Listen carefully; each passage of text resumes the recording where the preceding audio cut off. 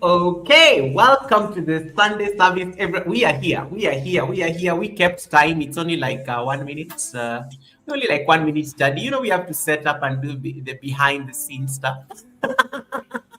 Yeah, Hey, we are everybody. here. Yeah, you can see Peach is there looking amazing, stunning. I like the glowing light. Looks like sun. It's like a sunset on her face, like with the orange, with that orange light on her hair. Celestial is Old already people connected. lights. Listen, this is for all to create. Everybody needs to know this. Listen, after a certain age, especially if you're white folk, you need to get incandescent bulbs. It's like being lit in the 70s. It's much friendlier to the older skin. True story. No, so don't worry. The good thing in the Sunday service, the word old is banned. We normally say refined because people get sensitive about the word old for some reason. So it was I was told to ban that word because of sensitivities. So we say refined. Okay. Celestial. Celestial is in the building. Celestial is saying Yes. that I'm finding as many naughty words as look at Celestial correcting receipts. Meredith. Gestapo is here. She's here. She's ready. She's like, I'm waiting. I'm waiting. I'm telling you right now. She missed a lot. She missed a live yesterday. But she Oh yeah, came back for the replay and let me know. She was like, I ain't got to be there for the live. I'm on replay. Pay up. Pay up. That's a good one. And welcome everyone. In case you guys don't know who this is, I'm going to introduce her shortly. But we all know, like you all know Meredith, you all know Crooked Beach. It's a channel that brings in a lot of light. There's a lot of excitement. Okra has been involved in the not in the I almost said in the past, and then I realized that in the very recent past, Very Okra has recent. been dragged in there. Tina is screaming, oh my God, Goga and Peach together. Yes, and I love the green Tina. That green is looking amazing. Thank you so much. Now, how is your Sunday? How is your Sunday, Tina? Welcome, welcome, welcome. Thanks so much for coming in. Chef Tech is saying, yo, good afternoon, good afternoon. I like how you guys are coming through. Hey, Peach, are you making money on this live stream? Did you turn on the ads? I did. I did. Okay. I did. Listen, I listened to you the first time you said it. I put it in action recently, like yesterday, because I knew this was happening today.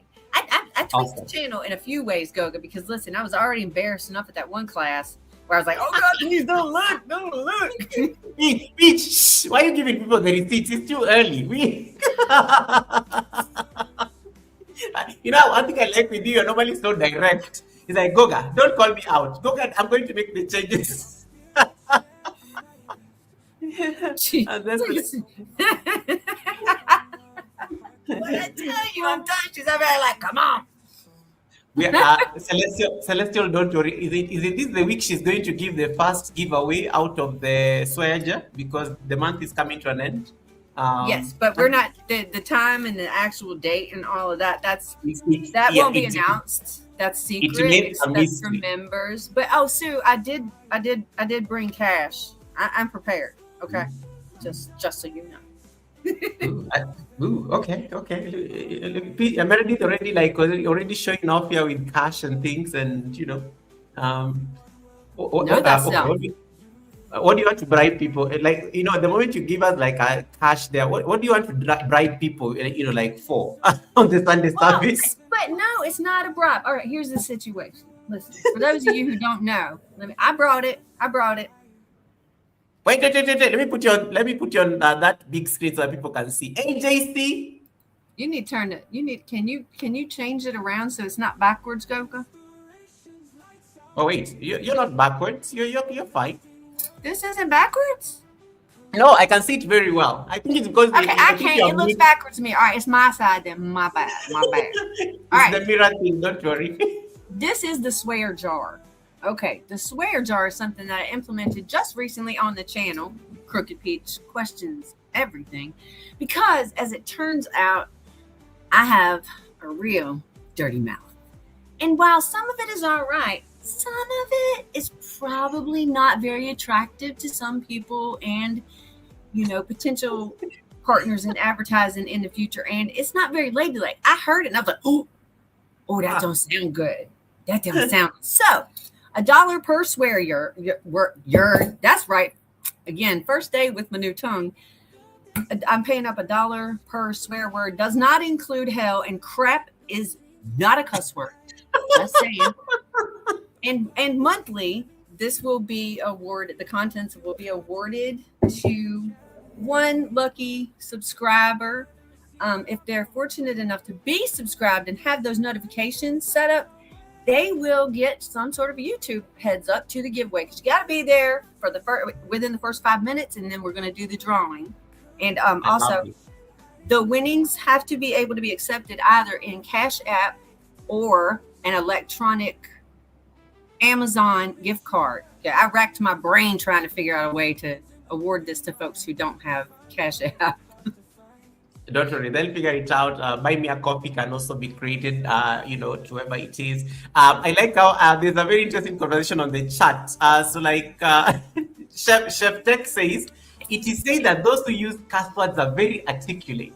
I don't disagree with you. I do believe the F word that I am not saying out loud. Did you not hear that, Sue?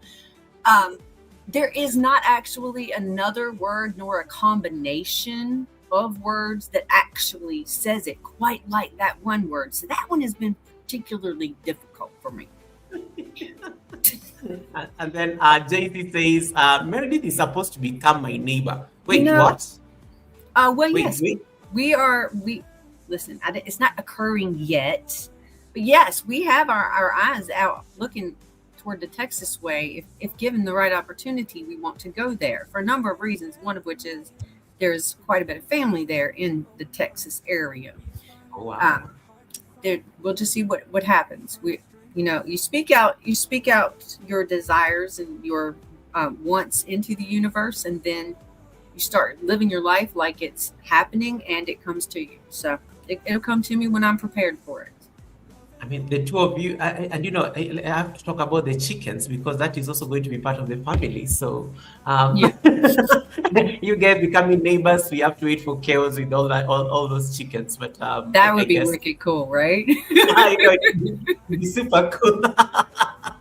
Yeah, because you two and your chickens. And Hub Interactive is saying it's saying hi to us. Thank you so much, everyone, for joining in. Once again, guys, I know there are some of you have. I think those of you have seen. I don't think anybody's seen Pitch for the first time, but I know the community has also grown as well. But just in case you missed, this is the second time we are having Pitch over at the Sunday service. I think it's been 18 months since she last started. Yeah, January is 2 years. Yes. Yeah, about 18 months since we last had the Sunday service, and this channel has evolved. Like, I think that is the best description I can give for that, and you can see it right there. Ooh, I know. It's the eyes for me, guys. It's the eyes. I know the banner is giving. Yeah, I know. It's the eyes for me on that banner. Yeah. So. Yeah, I like this, manifesting what you wish to happen. And indeed, we manifested this collaboration, and I'm glad that it is happening on this particular day, as we get towards the end of August. So we are going to have an amazing time. We're going to have an amazing conversation. In case you have any questions based on what Pitch is going to share with us, feel free to share. In case we're also multi-streaming. So in case you're on my side, I've put a link on top of my chat. It will throw you over to Pitch's Sunday service on her end. That's a great support, and the least you can do just to make sure that at least the co-host is supported. So maybe just jump over there. We welcome memberships, we welcome super chats, interact with the commercials because it's a monetized channel. It came at a cost. We have to make sure that the channel is making some few coins because the Soja is going to be full, and I think I keep making a joke that Pitch is going to Pitch is going to be declared bankrupt at this point because of the Soja. Because I think she started the challenge. This is 23 minus. This was on 15th, right? I do believe you're correct on that date. Yes, sir. Mm-hmm. Yes. Yeah. So it's not bad. Not bad. It's only been 8 days, and the Soja is already beyond. I have to be responsible. The last infraction that got Peach to put $1 in the surgery, I'm the one who was responsible. And I told David Hunt this because it's David Hunt who came and we got so excited. Peach got very excited and the castle was just out there. And I got so I had to make so sure that excited. yeah.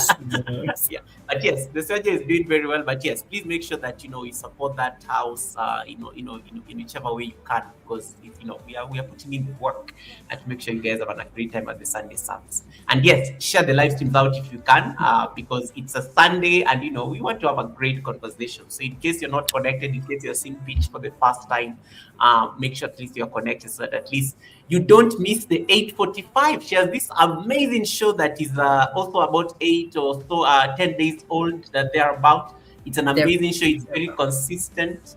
Every day at 8:45 Eastern. I have to make sure that I clarify that. 8:45 is normally like 3:45 Kenyan time. Right. Usually like just before I leave work is when Peach goes live. Yeah.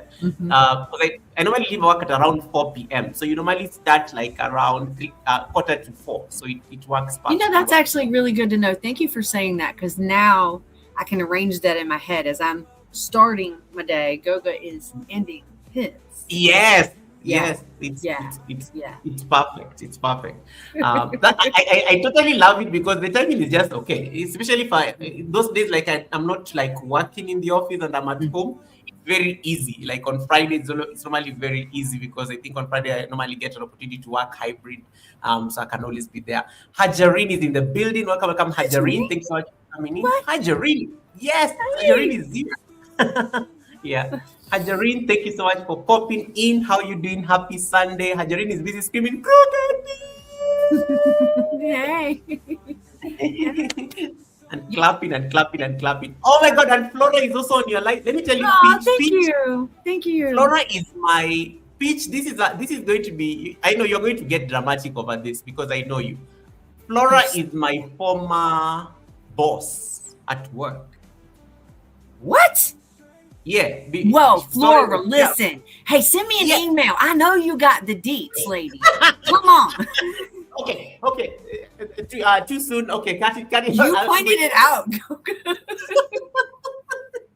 Yeah, it's such an honor. She's jumped over there. She had not even I'd not even seen her on the chat, but I like how she just jumped over there to your live stream. Thanks so much, Flora. It's nice to see you. And I'm so honored to see you there at Peaches. And thanks so much for always coming through and supporting all these amazing guests. She likes listening to podcasts. So conversations really I think they excite her in a very nice way. So I'm so honored that she's here. So thanks so much, Flo. And thanks so much for supporting Peach. Guys, without further ado, because I don't want to monopolize this conversation, Peach and I can speak for days. So I want us to just get started. There is no really broad structure to the conversation, but it's going to flow. But we are really just going to discuss the topic, finding my words. It's very cryptic, and I like how we came up with this topic on a very random live stream, and it was decided that was going to be the Sunday service topic. You may realize that Peach may be speaking about her story, but it may actually be reflective of where you are as well. Not just as a creator, but also in life. I feel like, finding your words can mean a lot of things. It's finding your rhythm. It's finding those things that spark joy to you. It is finding that energy that you needed, to make sure that you get something done. So as she speaks, I think in case you find anything relatable, feel free to drop it on the chat, and I will try as much as I can to put a star on it, and then we'll be able to make sure that at least we get back to it.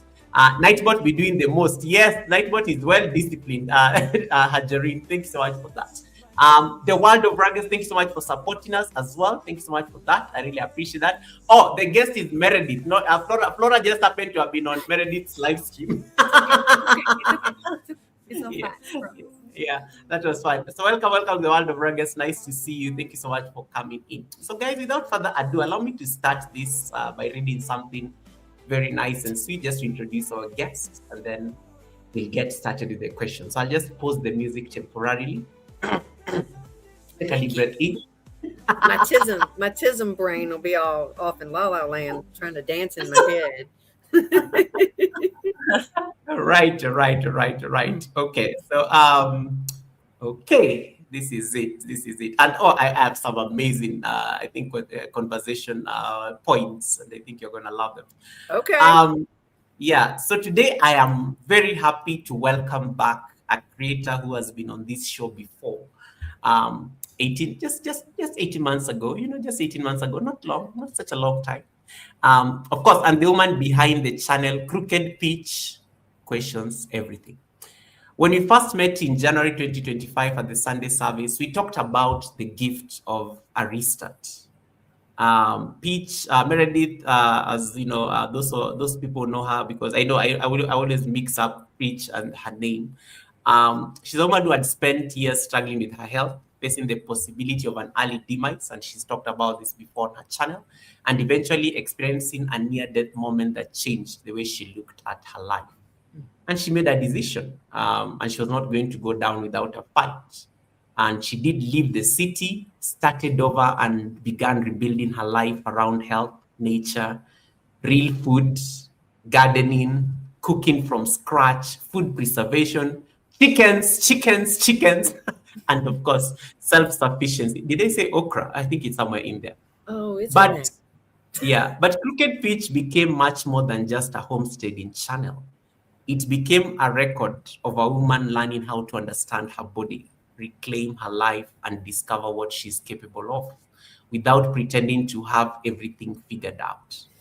And over the last year and 8 months thereabout, something else happened. Crooked Pitch has grown not only in her life, but also as a creator. The channel has evolved, her understanding of her audience has evolved, and perhaps most importantly, she has found the words to articulate what she has been building all along.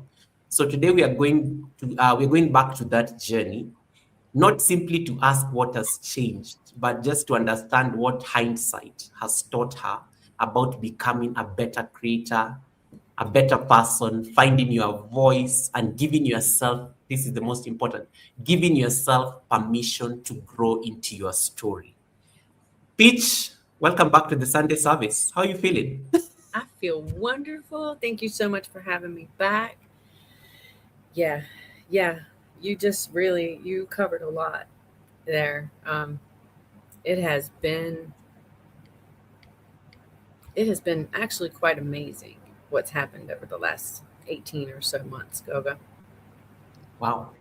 There's nothing like coming to the realization that you have basically been faking it for everyone your entire life and being able to say, I just ain't gonna do that no more. I'm just not doing that no more. And I'm not even sure who at the time, I'm not even sure who I really am yet. That's what I've been doing. I've been getting to know me.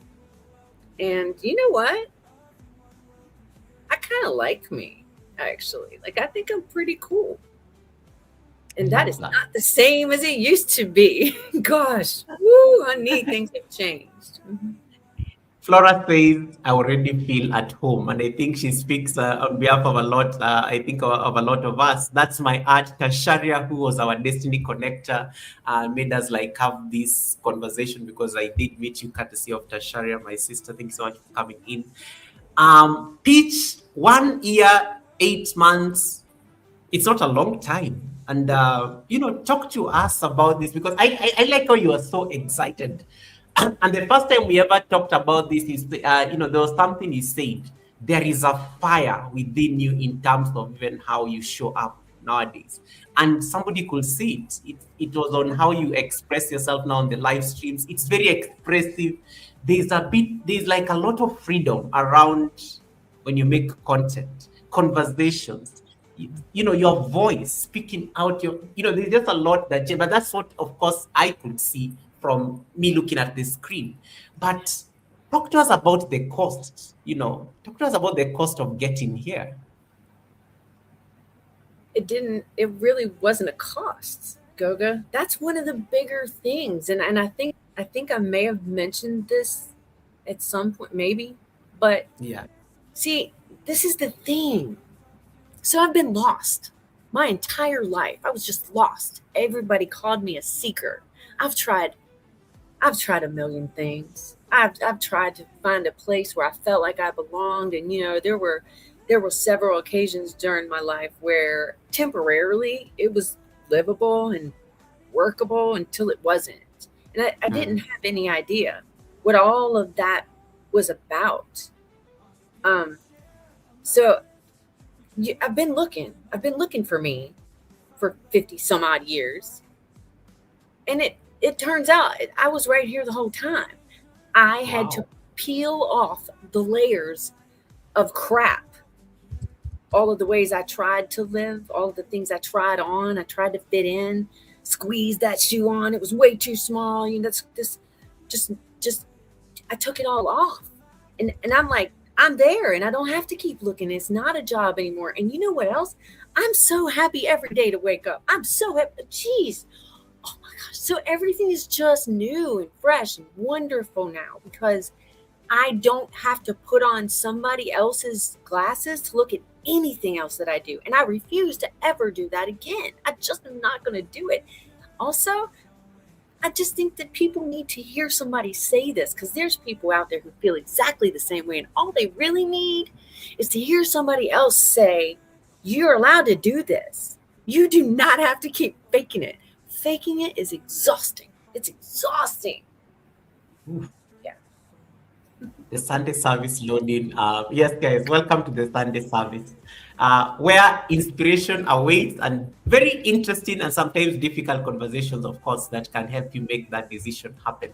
I like the comment by Chef. She stopped worrying about what others think of her and started thinking about what she thinks of herself. That's a hard pill to swallow, but easy to digest. And this is something that most of us go through, and we may not admit it because of course the human ego is also one thing, but sometimes just like that, that aspect of being defined by what other people think, it feels like a baggage. And I like how you say, I like how you put it very well, that I am happy where I am happy where I am. And for you to get this particular point, I know some certain sacrifices that we made. And how did you get here to a place where you are actually happy and you're happy with you, and you really don't care what the next person thinks? Um, I mean, it's been a process, and it's been none of this was overnight. This has been over a number of years. Yeah. And just to clear things up, I left the city just before my health tanked completely, before I was laid up in the bed. So I don't want people to misunderstand that. But okay, so and don't get sad, y'all. These are just the facts. I'm just laying out the facts. Okay, so my mother passed, and Awesome. once my mother passed, I don't know exactly what it was about that, but for some reason at that point, I was able to like detach from the rest of my family. And that's not to say anything bad about them. So, although at the time I thought bad about them. Yeah, I did because I was not in a healthy way. And so I thought a lot of things were their fault. And, if they had just done this or some more supported me in that or tried to understand this more or whatever. And, the thing is, getting away from all of that afforded me something I think most of us really need to have, and that's quiet. Just quiet.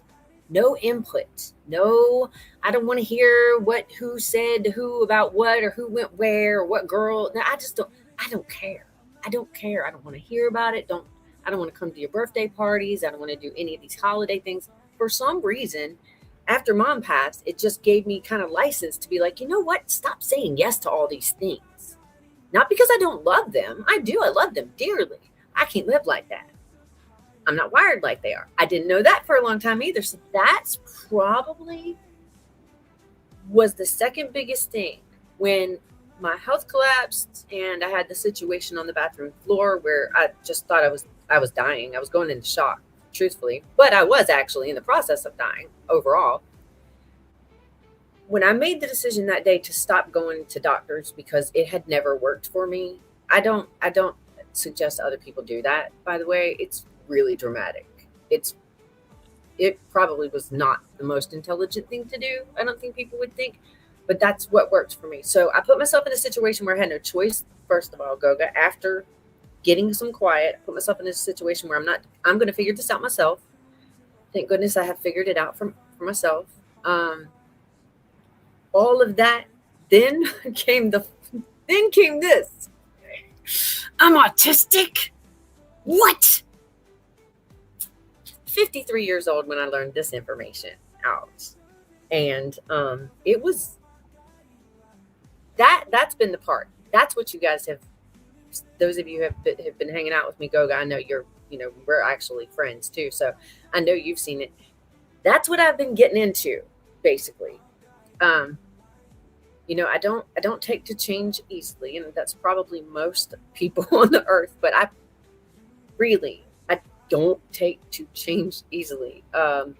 So accepting that I am on the spectrum, well, that was the one thing. So I kind of got comfortable with that, and then I backed really away from it and didn't learn more about that whole entire thing. Female autism, by the way, is nothing like little boys. Okay, it's just not. And I thought I knew, because my son is on the spectrum also, and I was like, oh yeah, I know about autism. All right, cool, good, yeah. Mm-hmm. Oh yeah, no, I didn't know a damn thing. Yeah, cha-ching, that was a dog. I knew nothing. I had no idea. So in accepting this, overcoming, the health stuff, and that's ongoing, leaving the noise of the city and obligations that, as it turns out, for me and the way that I am wired and the way that my operating system works, being a part of the everyday niceties of that's, I can't handle it. It takes too much from me energetically. I don't know how to yet, make up for that. These are things that it took me time to get into. It's like a tight pair of jeans. Like I'm like really tight. Like I'm talking about 80s tight. Okay, look, we was squeezing into some things that were incredibly. We all had muffin tops. We was dying. Or like we couldn't breathe right. We're all like trying to be skinny, but no, it was ridiculous. It was like that. That was. So I've been stretching these jeans of getting to know what, being a woman on the spectrum with ADHD also, by the way, what is that? And accepting it and just, I don't know, getting comfortable with it. And you know what? I'm so comfy right now. I'm like, oh my gosh, I don't have to even, if I flub a word, all right, big deal. That's just part of your wiring. But oh my gosh, that was not the experience leading up to this. Yeah, it's just day and night. So getting to know you, in my opinion, first of all, it's not something that we know how to do. It's not like a skill. It's not a class people teach. And I think the first step in truthfully getting to know who you are is accepting that you're not who you've been trying to be. Like, just accept it. Okay. It just makes everything so much easier. Yeah. Oh, and welcome everyone. I see Wakesho. Thank you so much, Wakesho. Tasharia is like sending hearts. Thanks so much, Tasharia. Kenneth Wilkinson is in the building. Thanks so much, Kenneth. I really appreciate that. Famous is in the house. Famous is like screaming, "Oh my God, go and Crooked Peach!" Yeah, we are here. This is nice. Like I'm just excited. Like the two of you on the same panel. It's amazing. It's amazing. Yeah. Chef says autism spectrum is defined by self-acclaimed normal doctors in order to the superiority, in my opinion. I have an opinion. Want to hear it? Here you go. In my opinion, people on the spectrum have better wiring than all those other folks. So if that's how they need to delineate us from them, I don't give a crap. Who cares? And also the medical system, I don't care what they say. I don't care what they call it. I'm just saying these words so y'all understand where I'm coming from. That's it. That's all. I am me. Just checking. Is crap supposed to take us to the swear, or that is a statement? No. Just checking. Because I know Celestial is getting excited now. The chat is like, she has already gotten excited. Yeah, just checking. And I'm going to ask a question because now I'm going to compare. So if you could sit across the woman I interviewed, in January 2025, what will you tell her? Because, it's been 18 months. If you had to speak to that version of you, what would you tell that woman? That's dang. Goga. I had to enunciate. I don't get charged for something I ain't do.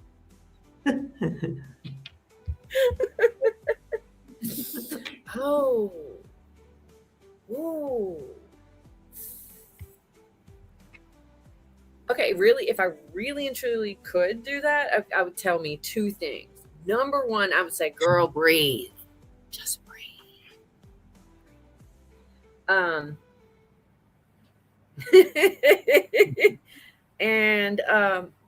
number two, I'm not even sure how to vocalize that. Just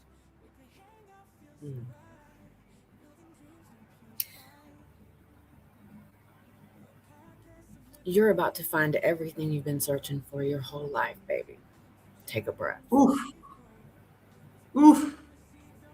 Yeah. That's dang, as JC would say. JC, I think I had to put the dang right there. Yeah, there you go. There you go. There you go. Broke.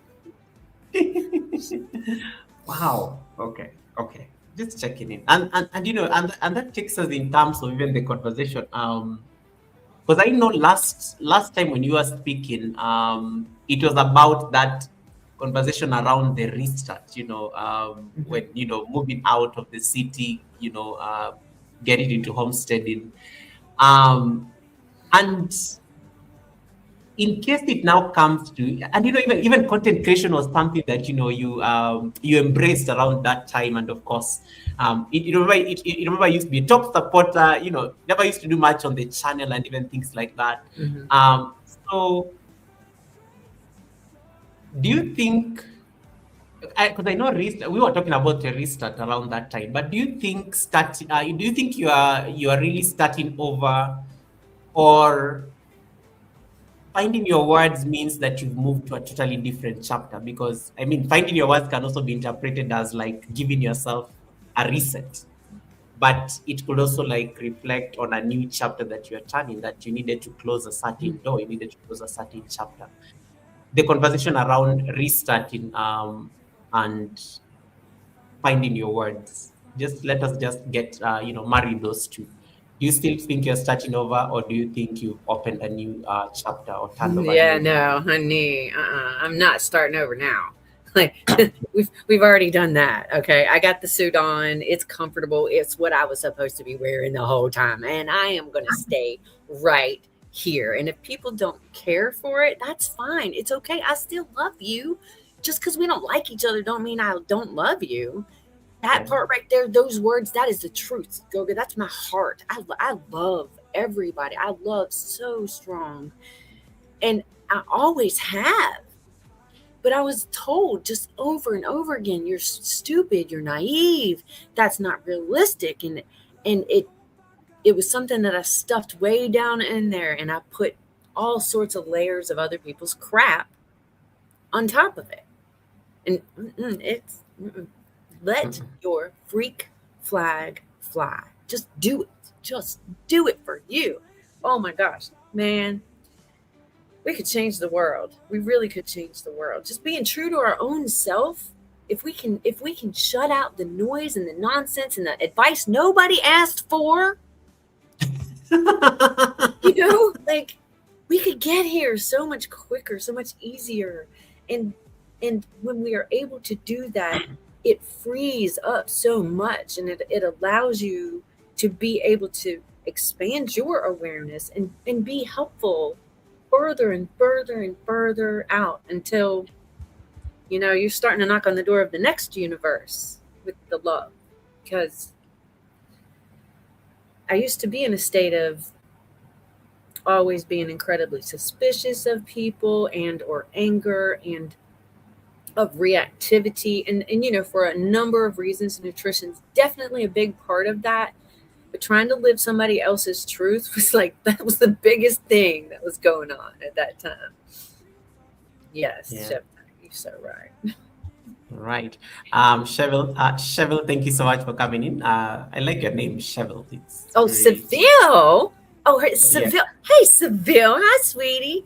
I See, love how yeah. you said it. No, Yeah. no, it's okay. Hey, it's all right. Listen, It's listen. giving, it's giving French. It's giving French. I love how you say. The only reason that and I think it's right, she's never corrected me. Yeah. I believe the only reason that I know how to say that is because it was a car or something like a car, a Cadillac Seville, I think. I'm pretty sure that that's where that came from. So I'm just saying. Hate to share you. Right. Let me get into the channel, and then of course I will come back to the general Oh, conversation, because one of the things that you also said, and let's talk about Crooked Pitch itself. Something that is very clear now, the channel name, of course, it's still Crooked Pitch, but the channel name changed. It was tweaked a bit. Questions everything. I like that suffix that came into the channel name.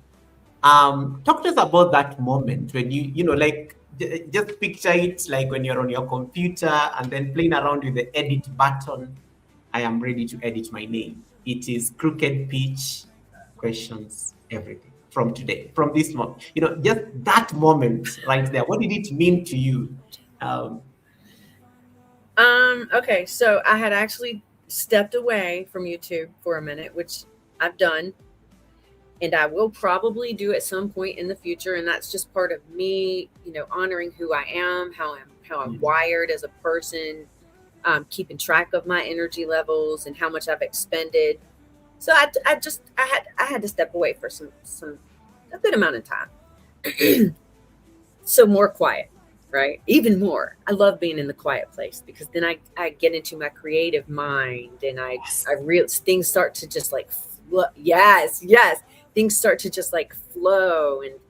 And once I got over, which didn't take a hot second because I've already put this skin on it this place. Once I got over the fact that I was not imagining conversations, I was having conversations in my quiet mind on different levels.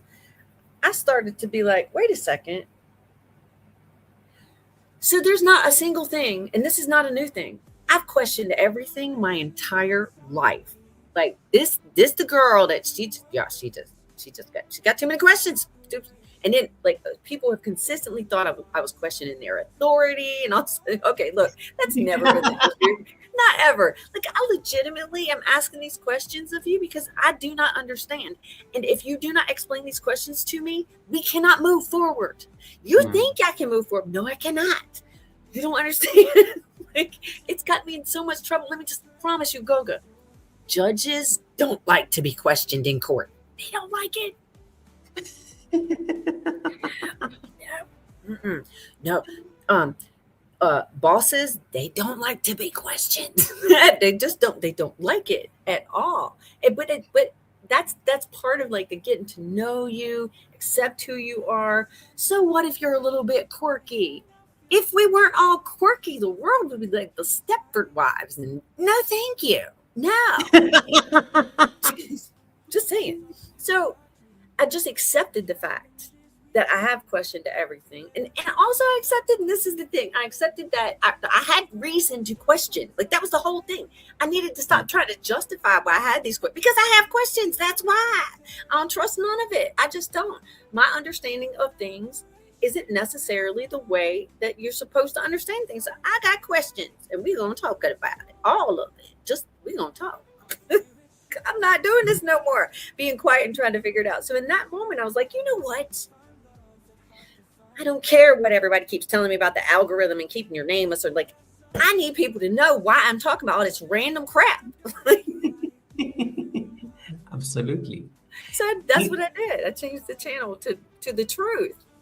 It was kind of part of the package. Me putting me on and accepting me for who I am. It had to come with it. It had to. It's like, there's my ingredient list right there. It is. Questions everything. What thing? Everything. Everything. Questions. And that's a great place to be because thank you so much, Joe. Thrive and Glory Joe has given you some gifts right there. So thanks so much, Joe, for the gifts. Appreciate that. And that is going to be something I'm going to, because I like what you say, that you had to like take you had to like step back, understand certain things, and then when you came back, at least it was now clear what you really wanted to do.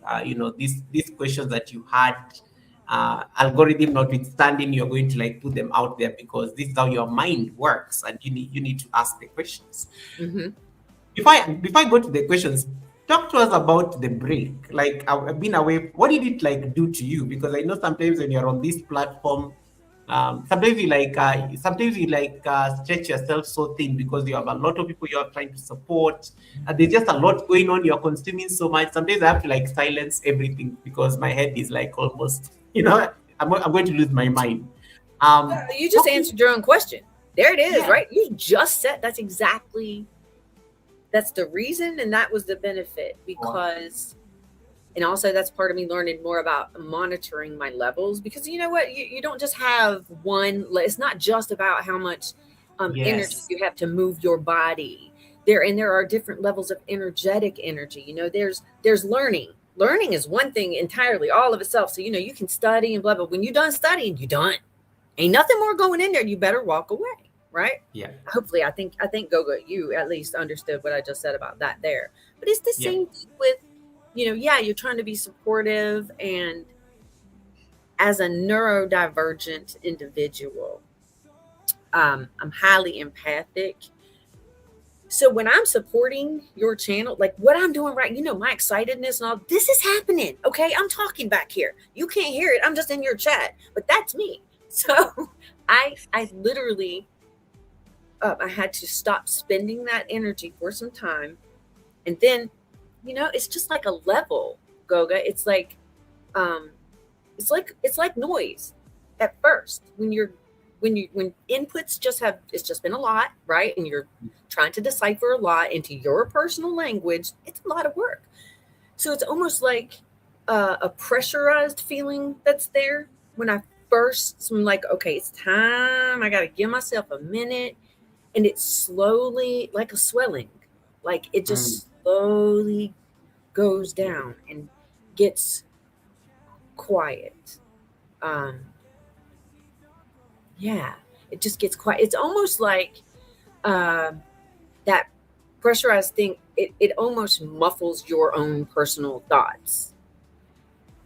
So that another point of just recognizing who I am and who you might be. These things, they're not little things. This is truly very, very deeply connected to managing your health, Yeah. recognizing and understanding these sorts of things. I'm so glad that I didn't go down so many of the avenues I've tried on in the past, by the way. Like, I thought I was going to be a counselor at one time. Lord help me, Jesus. I don't know. I could not. Could you imagine, Goga? Could you imagine taking on people's crap all day, every day? See? Yeah. Yeah. No. And I even used to play that role in life. Like, I was always the person everybody called it up. Lord, know thyself. So the quiet and the reducing of the swelling that gave me access to my own thoughts again. So that's what led up to it. Hopefully I can manage it better. But there's a high likelihood that that's going to happen again, where I'm going to need to just step away from all the things for just a minute and let the swelling go down, basically, right? Yeah. I like Seville says, I could not be a counselor. Yeah. Yeah. I could not be a counselor. And I think it's a great place to be, like just the fact, that is also part of you just discovering yourself. And one of the things, the other day I was speaking to one of my mentors, and they were saying the problem with this is that you like taking burdens that are not yours. Like, how did you make this entire situation about you, Goga? Because think about it deeply. It has nothing to do with you. They are no, like, literally when you look at the circumstances, you're not going the one going to be on the receiving end. Somebody made that decision, but you've decided that this person's decision is going to affect how your life is going to be and things like that. And so I'm now being trained to be there's some 3 questions I have to ask myself every single time I'm trying to take somebody else's burden. And You can't do it's that. been hard. And I was like, you know, that it's like looking at yourself in the mirror and you're realizing that you do know you can actually just stay out of it and nothing. Right, that part. Nobody Yeah. told me either. I know. Yeah. So I totally feel that, and it's been a work in progress, to be honest, but we are getting there. At least progress is happening. Progress is happening. One of the things that also when you took a break and at least now you started, reframing how you wanted to even approach your content, Yeah. and that means certain things had to go, certain things that you previously used to do, and you told me about this in terms of we talked about the loops back in the day, but in Yeah, terms let's of talk about the loops. Let's talk about the loops, let's Goga. talk about the loops because when you told me that Goga, this content had to be shelved because it was not reflective of the new me. Yeah. On my content direction. Hmm. So talk to us about that moment and even in terms of just like reframing what you think now you want to share on your platform, because now your platform is like now like offering a voice to certain things that you want to share with the world. Mhm. So that means certain things have to take a backseat. So talk to us about that. Okay, when we talking for now or for then, because that's two completely different parts of my brain. You want to talk about Okay. the loops and then the transition? Oh yeah, we can talk about the Okay. loops and then we'll transition. Okay. Perfect. Okay, so yes, and the loops are entirely your fault anyway. So they are, they are. Okay, so the loops was a lot of me cutting food, which it's an ASMR thing, and that's cool because as it turns out, ASMR is awesome for neurodivergent people too. So I'm like, oh well, this is my life, and I didn't take them down for the longest time. These loops, y'all, these live stream loops that I did, I still have them. I didn't actually realize until I had completed that cycle, and I this. I didn't realize that I was documenting my neurological repair and recovery because I didn't used to be able to do any of that stuff. And when I was first doing these loops, cutting the food, y'all, you might not have been able to tell, but I could tell how nervous I was, how bad the cuts were, Wow. my control, it sucked. I cut myself several times. That was a lot of very problematic neurological issues. Did not realize that I was actually documenting the healing. So I'm not ashamed of any of that, and I'm not hiding it for any other reason other than I think that at this point, it's confusing. If you go and look at my page and see food loops, it won't make any sense to somebody. Like, question everything. Well, what the heck is she over here cutting a pineapple for? Like, that doesn't, huh? So Yeah. I didn't want people to get terribly confused. Not that it's very clear, and I understand the channel isn't terribly clear to everybody. Me too, honey. It ain't just you. I'm still working on it. But I think overall, letting go of having that publicly available was a personal acceptance that, yes, ma'am, you are ready to show other people exactly what this chapter is that you have recognized, realized, embraced. Yeah, all of those things. It was permission to me to say all the things and talk about all the weird crap, not be ashamed of it, because I'm not the only person that's like me. First of all, I'm not the only person that has questions about things. Second of all, and there's room for lots and lots of voices. There are over 8 billion people on the planet. So no matter how awkward you think you are or how weird you think your story is, honey, you're not the only one. Yeah. So there That it is. explains it. And that takes us to now the conversation then around the transition in terms of even, like, how do you know? So when you wake up, and maybe I'll come to the 8:45, for example. When you wake up, Peach, how do you know like you have something to tell the world? Like there's always like a fire that always like sparks. Like I need to say this. This is happening in my head. I need to share it with the people. It's gonna get a Or little weird. something. in the garden. I need to share it to the people. So how do you like know, what you want to share when you wake up on a single morning? I don't always know. I don't. I don't always know. But when I do know, it's either because one of the people in the chat has mentioned something that sparked a thought about another avenue of the same potential thought, and I'm like, okay, we'll talk about this on another live, like on Monday, this upcoming Monday. We're going to talk about folic acid because people do not understand folic acid. I didn't for the longest time, and so but the other Goga, honey, let me just tell you, sometimes it's not me. I'm not consciously aware of what I'm out there talking about at all. I get into a state I call it flow state because it's the only thing that kind of makes sense, I think, to other people.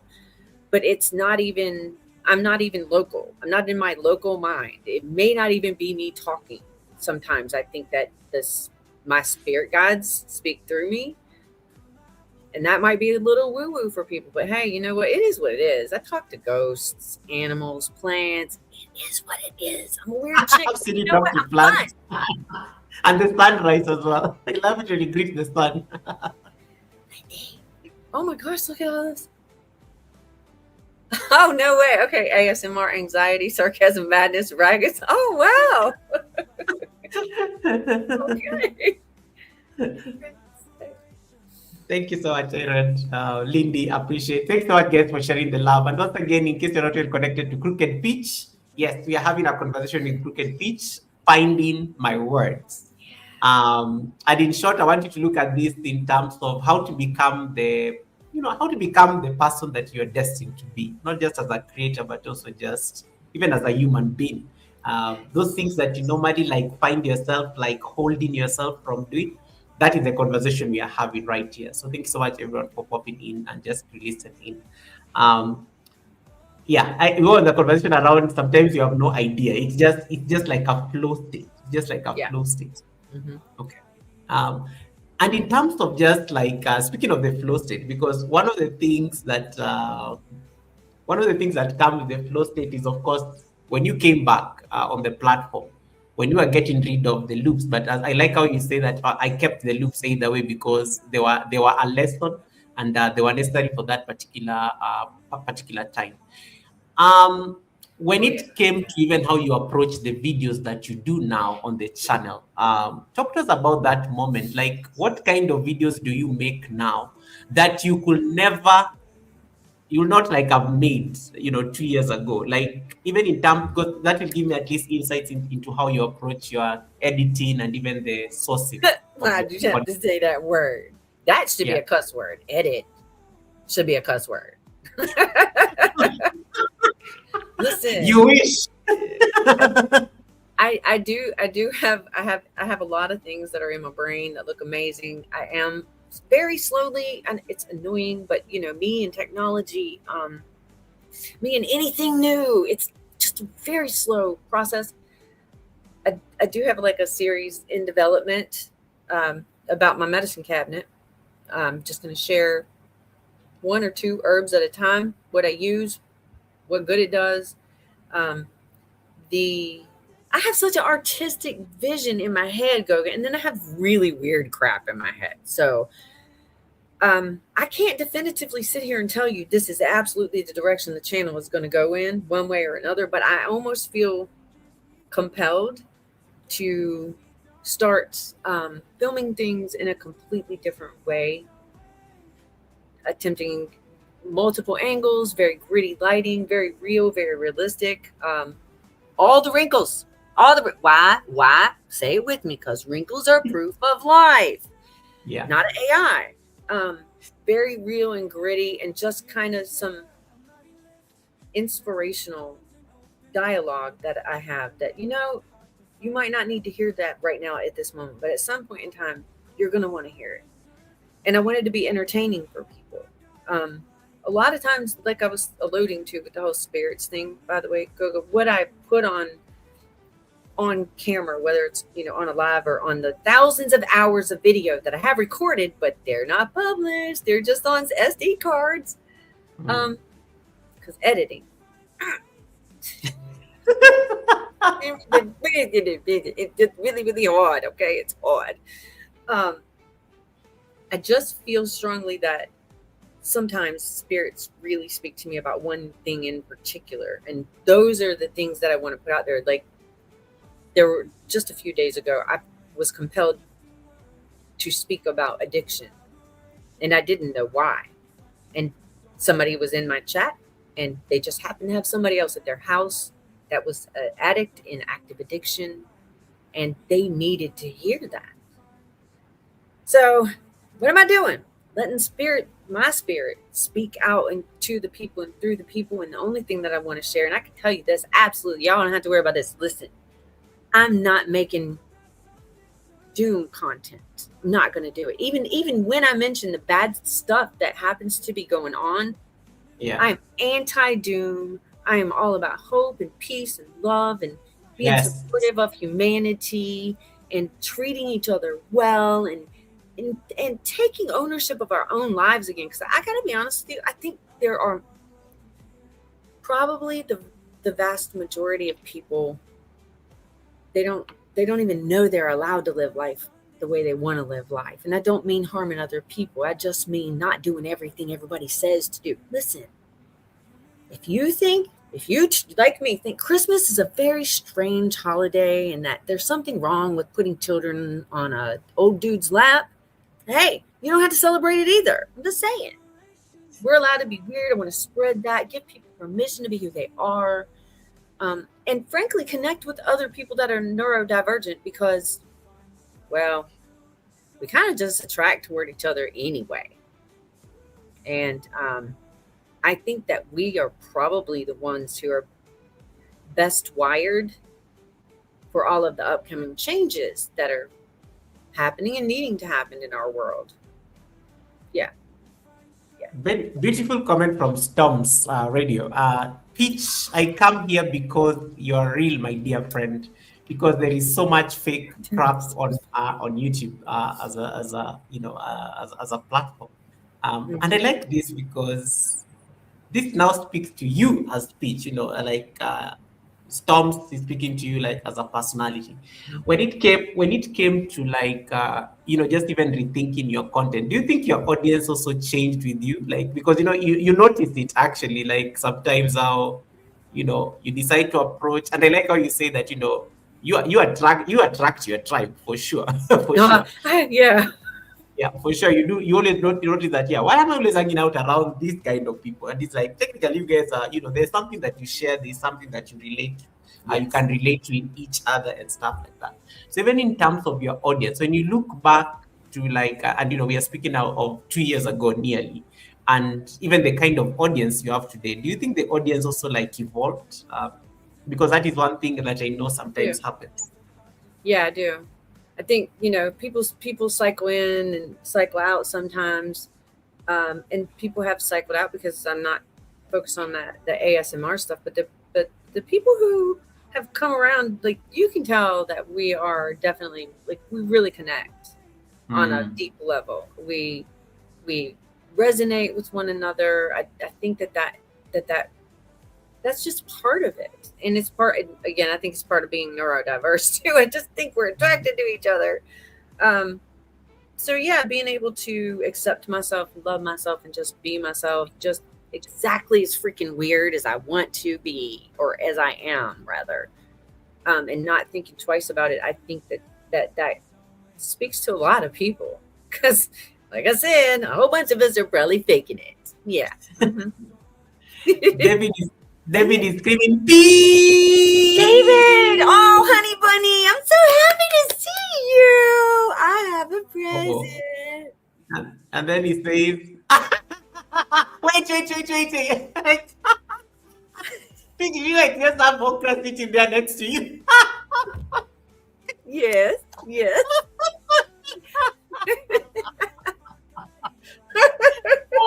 Nature Liz, thank you. I give up on this. Oh my goodness. I almost showed you this before we went live, and I was like, he's gonna be so tickled. Look, I picked it fresh for you, David. Like 10 Oh, minutes before the live. I picked this fresh for you, my friend. oh my God, they look so good. And They it's are not beautiful. AI. Look at They look that. like so, it's definitely not AI. Ooh, what okra Look at is that this? I've little never seen. fatty. Isn't this the prettiest thing in the world? Mm. Mhm. Oh, that's Oh my really goodness, good. it's too much. David, I'm so sorry. I never saw that coming as well because I thought she would like run outside or something, but Mm-mm. the woman came ready. I came prepared, babes. Mm-hmm. David, this was not planned. It's speech, so anything goes. So, yeah, this is what you have to deal with. That I'm also very curious about what Ajarin is asking, and thank you so much, Tandra, for the membership. I really appreciate that. Thanks so much for that membership, Tandra. There's a question by Hajarin. Hajarin is asking, is that a certain kind? Because I've never seen a purple okra as well, or It's burgundy okra or red burgundy. They say red. You're right. It's purple. It's very. I love oh yeah. purple food. I do. I love purple foods, y'all. But yes, red burgundy. Mhm. Oh wow! All right. Does it like taste different, or it's just the same? Mm.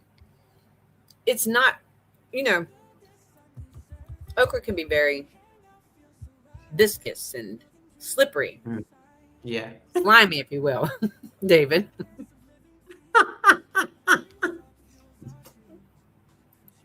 Okra is an acquired taste, David.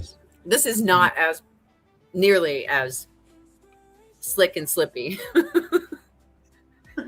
And David, you owe me. David, you owe me $1. You owe me David, you owe me $1. You need to give Crooked Peach $1 on her live stream because you made me pay for like the what do you call it? The swear jar, unprompted. David, I need Actually, back my very good. money. I Sorry. literally had to write him a message and tell him, David, give me back my money. You're the one who caused this entire mayhem. When- But thank you so much. David is saying that Goga, I knew I was losing today. I come in peace. I've owned it. Just leave me alone. Okay. I'm glad. I just like how Peach had like okra sitting next to her. Like that. I never saw that. I never saw that coming. And just in Yeah. case, there's more. I got a whole bouquet for him. The whole bouquet, David.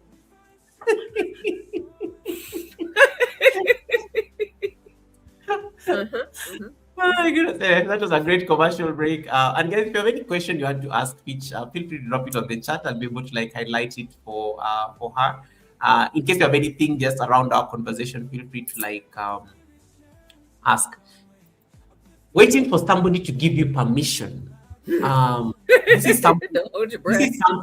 is this is something that most content creators even grapple with, even in terms of how we approach our content, even in terms of how we package what you want to share with the world. Like I may wake up here and I just want us to talk about okra.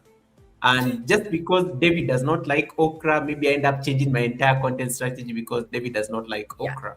Yes. Yet I forget that there are other 20 people who actually enjoy okra. So I end up changing my entire strategy around the okra hater.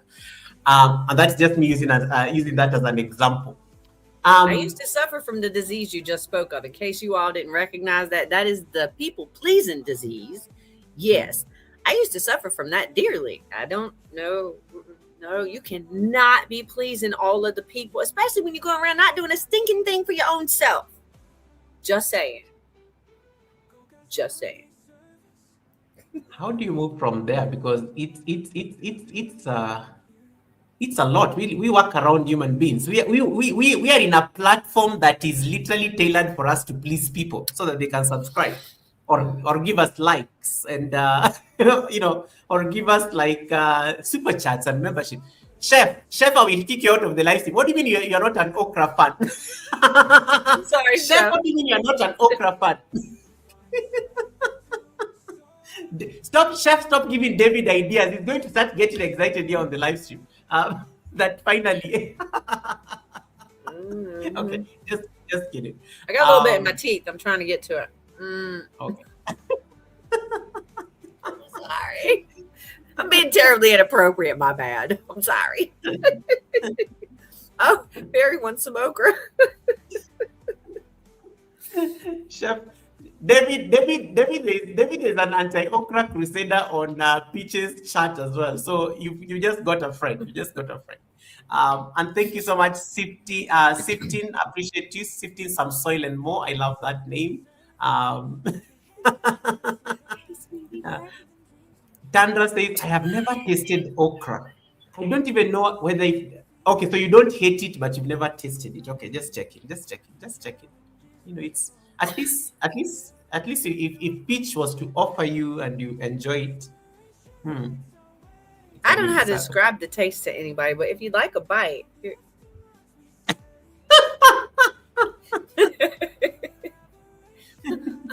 Again, terribly inappropriate. My apologies. Not at all. Stump says, I'm eating sugar rush grape tomatoes I picked this Mm, morning. nice. Very. Okay. And then he says, pass some okra here, Peach. Pass some okra. Pass some okra. Which one you want? Which one? Take your pick. There's more in the garden. They look so healthy. Miss V says, no thanks. Miss V, I will kick you out of the life. Anybody who hates on okra, you know that I'm lucky. Okra haters will be neutralized on sight. You have to be screaming how you love okra for you to be part of this conversation. All right. Am I allowed to can I do like this for just a hot second? Okay. I'll be right. I'll put you on the small screen when you already come back. Thank you. Yeah. Once again, guys. Ready. Oh, you're ready. Oh, that was Yes. fast. Yes, I'm very I thought you want rush the garden and stuff like that. Once again, guys, in case you're not yet connected to Peach, it is here.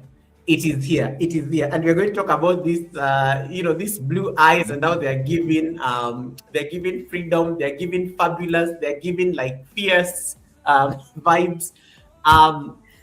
That is the channel that you need to connect to. We are also multi-streaming, so in case you're not yet, you can jump over there. The live stream is also happening on Peach's channel. Yeah, so Peach, I was talking to you about the people-pleasing conversation, waiting for permission from others in order to do what you enjoy. For you as a creator, as I said, we are living in a platform that is, from the design, it was designed to be impress people so that you can, it's almost like you have to get that validation, and hence the views, hence the likes, hence the subscribe. Very porous platform, to be honest. Yeah. How do you move away from that? Because it takes a certain amount of inner work to be able to be so comfortable with yourself that you're not defined by an algorithm. It doesn't take anything from you. Yeah. It's not easy. I'm not going to tell no kind of lies. It is not easy. I initially took the approach of fake it till you make it.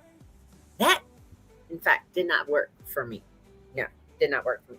And what for me worked, it was really realizing, talking to myself about the fact that whoever may or may not like or watch or whatever, they don't keep me warm at night. They have nothing to do with my everyday life.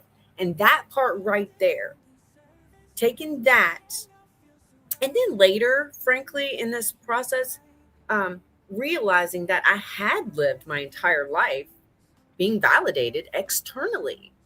It was making a switch like, well, wait, but those people aren't actually here. So why did I ever put any value in that? Like, don't you like you? And frankly, no, I did not. I love me now. I'm like, oh, I am cool. I'm weird. I'm exactly. This is just how I am.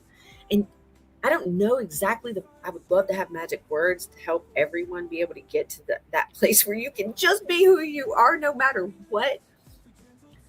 Maybe I'll find them one day, but this, hopefully it will at least be something that can be something to work toward or look forward to. When you get to the place where you refuse to look for validation outside of yourself anywhere. Do you Everything's think so it's much easier. Everything's so much easier. Like, you don't have to run through 14 different conversations with people that don't even exist in the room before you say a thing. You know how much more energy I have now? Like, whew, what? Do you think it's do you think because I like how you made reference, to your age, like it took 53 years to get to this level. So it means like so there's a lot of work that went for you to get and to a level where you can comfortably say that I am unapologetically me. I am happy. I am free. I am peach. Do you think it's like something? Do you think it comes with age? Because I was going to ask that before I think Storms took it out of my mouth. Do you think it comes with age, or that Hmm. benefits, or do you think it's also just the sum of collective experiences? I think that for some people, perhaps age is all they need. Not everyone is as absolutely screwed up as I was. Like, not everybody is in that bad of a spot. Like, lost. So yeah, I think for some people, just getting older, it helps you to see things in like a different perspective. But honestly, okay, so I think that it really has been helpful to me, and I can hear the collective eye roll already. But just being honest, meditating, that is a huge part of the whole entire process of it all, which just goes back to the same thing, just being quiet. um Mm, so one of the things that happens when you can achieve a level of quietness within your brain is that you start being your own cheerleader, and that may never have happened before, maybe never, but it's just, you practice it, you develop it as any other skill, I believe.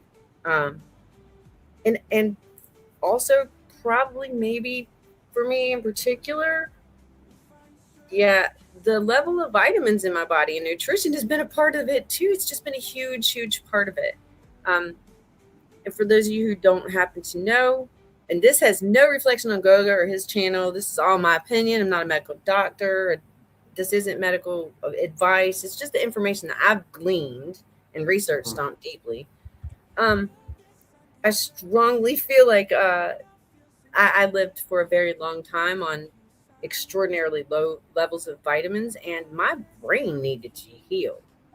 So a lot of it for me personally has come clearly with the age, but the aging part has been healing across the board. There isn't a part of my life that hasn't needed healing. It's all been addressed now. Is it all healed up all the way? No, don't get it twisted. But it is all being addressed now. And after you're able to get to that place, also you it's easier to discard the junk. For some people, you don't need to do all things. You don't have to do all the things. You don't have to check all the boxes. You don't have to look a certain way or live a certain way. And honey, if you are chasing those things and repeatedly just not finding happiness, I mean, I'm just going to encourage you to look the other direction. See what's in the opposite direction. It might be a better path for you. Oh, sorry. I got distracted. I looked over here at the words. I got to stop. I'm very distractible. Not really. I get that. Not really, I get that a lot, and I know there are all these comments coming through. I like what Celestial says. I need to stop hiding behind humor and be Mm-hmm. my real self. And be my real self. I Mm-hmm. think that's a very beautiful thing. Hey, Brooklyn Beauty, welcome, Brooklyn. Another one of us. Thanks so much, Brooklyn, for coming in. Thanks so much, Brooklyn Beauty TV, for popping in. And Wamuyu, thanks so much for the membership as well. Thanks so much, Wamuyu and Tandra, for the membership. I am going to ask a very, it's going to sound like a very, I'm trying to, because I'm thinking of it I'm trying to frame it in my head. Tom said something up there that I come to your platform because you are real. Mm-hmm. Um, how does it feel? Like, how does it feel now to be authentic, knowing that people come to your channel because of the authenticity? Like, it's literally, it's validating almost. But now knowing, now with the benefit of knowing that, I'm being me. This is what, this is speech. This is all you get. How does that feel? Because I know sometimes, like when you are making content, sometimes content can be, you can pretend. I can come here, pretend I'm like anything under the sun, but it does not like really reflect. It does not, it's called content for a reason. But how does it feel, especially knowing that I am authentic enough and people come because of that aspect of authenticity? That's shocking. Frankly, Yeah. shocking. Yeah. You have to understand that, for 52 of my years, literally, I thought I was uniquely odd, like no other. There was no other person like me. I didn't understand why no one else was necessarily like me, but you get told things about yourself sometimes throughout life, and they become your personal belief sometimes. So I was weird, I was an oddball, I was particular. um Controlling was a big one too. Like these things, they they can mess with your brain, but you just gotta let these things go. And again, look back to the earlier part, what I said about needing the quiet. um you can't clearly think to yourself, for yourself, about yourself, when input from outside is coming in. You can't do it. They involve two completely different brain areas. Like you cannot do them both at the same time. These are things that, I just feel like that's the words a couple of people need to hear. That's the permission Yeah. that they needed to be able to do that kind of a thing. But I just thought I was so uniquely weird and so different. So for real, to see something in words, that is amazing and shocking to me. But it's no more shocking, Goga, than you and I met in a live chat at Tashima Fruit Yes. Mama at the time. That's We Charlie. Mhm. But I knew instantly that we had a spiritual connection. So it doesn't validate me at all, because I feel the connections, and the connections are really, really real. Yeah. Absolutely. The reason I ask that is because it's always very refreshing, because one of the things that I see, because sometimes when you're roaming around these YouTube streets, and some of the things that the creators really like, the viewers comment on, is people's authenticity. It's like, oh, this person is so real. They're just like me. They're having the same peeves. They're complaining about the same things. The chickens are running around the place. It's just like so much chaos in that place. Like I like this. It's not curated. It's very. Which I know I can see that smile. I say I did not mean anything against the chickens or the geese. I'm just saying. Half the time, I'm only seeing you chasing your chickens around the garden. Um, but in terms of just like, that aspect of just showing these aspects and different facets of, life is happening. I wake up in the morning, I greet the sun, I have to deal, check the plants, what needs to be weeded out. The chickens need to be fed. I don't know, the geese are busy like fighting with the chickens because of a melon. All these different facets of life. And how do they frame, like, even how you approach content? Because when you're authentic, you don't even need to create it just radiates naturally, like. Those were that was a process too, Goga. It's little, y'all might not realize it, but really and truly, like, it's just been a process of little acts of bravery.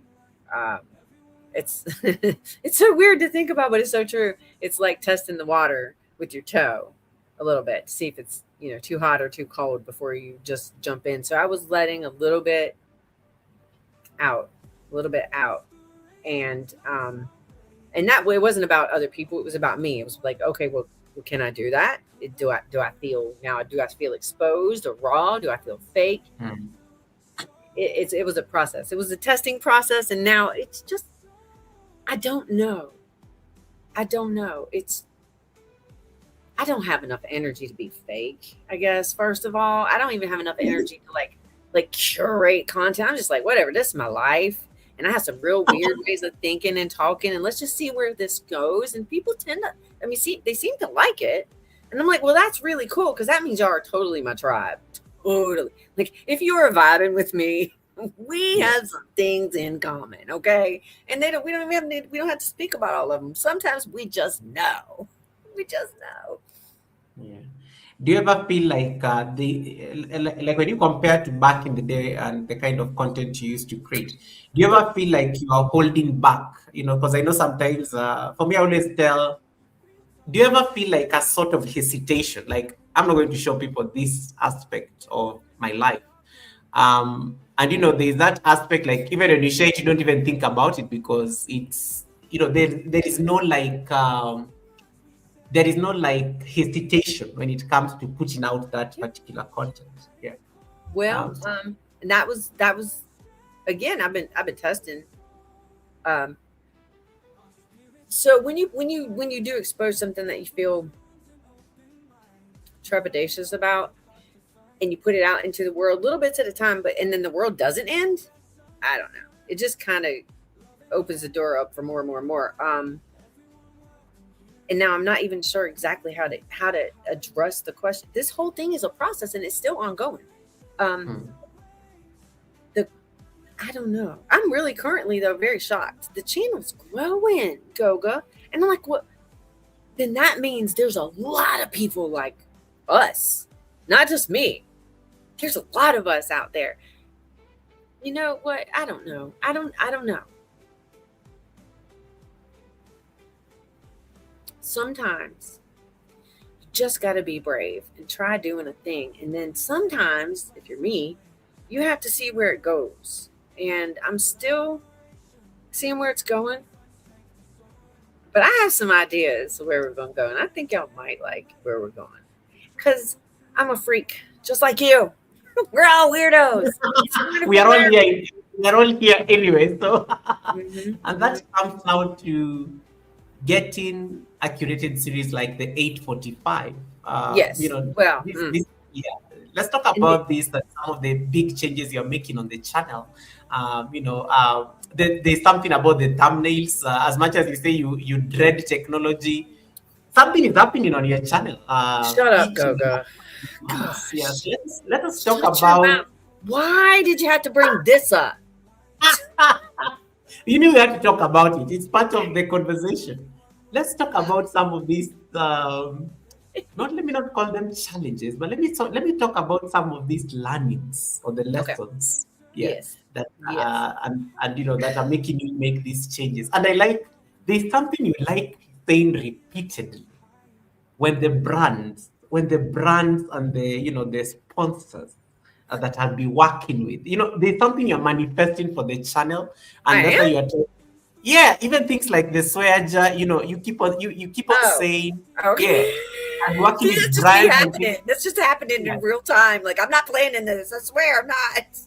Exactly. So I'll be working with brands, and so I have to make sure that, you know, at least I bring in some level of, you know, professionalism when it comes to the channel. So let's talk about these changes and how are you approaching these changes, especially when the platform is also changing? Because when you are doing the loops, YouTube was a totally different place. It was, it was a totally different place. And that girl, by the way, I didn't even touch on that, but that girl who did the loops and the girl who did the early videos, oh, I just want to give that little girl a hug. Honestly, I do. I'm like, oh, honey, he was trying so hard too. He was just trying really hard. But okay, yeah, you had to bring it up. Okay, so the thumbnails. A couple of things. I'm in a relationship with AI. All right, it is what it is. I love how you say that came out like some hot gossip. I was like, I'm in a relationship with that. It was like thinking notes. I am okay. Like, I hate it, but listen, the dude does good work. All right, so the thumbnails, yeah. So I actually have made an effort to make actual thumbnails. And another tip for the older ones out there, ladies, hey, check it out. If you lay down on a bed, some of your wrinkles pull back for you and it looks great in a picture. Just saying. True story. Is this why we get your thumbnails when you're lying like Yes. this? Yes, I'm laying on my bed and the wrinkles pull back a little bit, like I got some tape. You don't need Botox for this. Oh, and the eyes. You know what? The thing is this. My eyes are very expressive, and the eyes are the window to the soul. So I was like, all right, let's just do that. And then when you said you liked it, I was like, oh, it's on. It's staying. At least you explained to me why some of your thumbnails you're upside down and then you're lying you're lying down. Yeah. Yeah. Show our thumbnail for today. The one that I had my little Nigel. I told you I was in a relationship. Nigel made that for us. Yeah, show people that because you're all angelic and I'm all devilly. Look at that. Look at that. Horns. I did that on purpose. That's fun. That's fun to be able to do with the AI. But yeah, so stuff's actually happening, like you're saying. It's happening.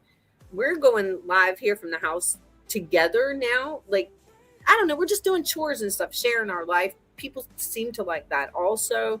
And that's cool because you know what? This is the house autism. We're all on the spectrum. Every one of us is on the spectrum. Can you imagine? Like 3 pinballs in a pinball machine at one time.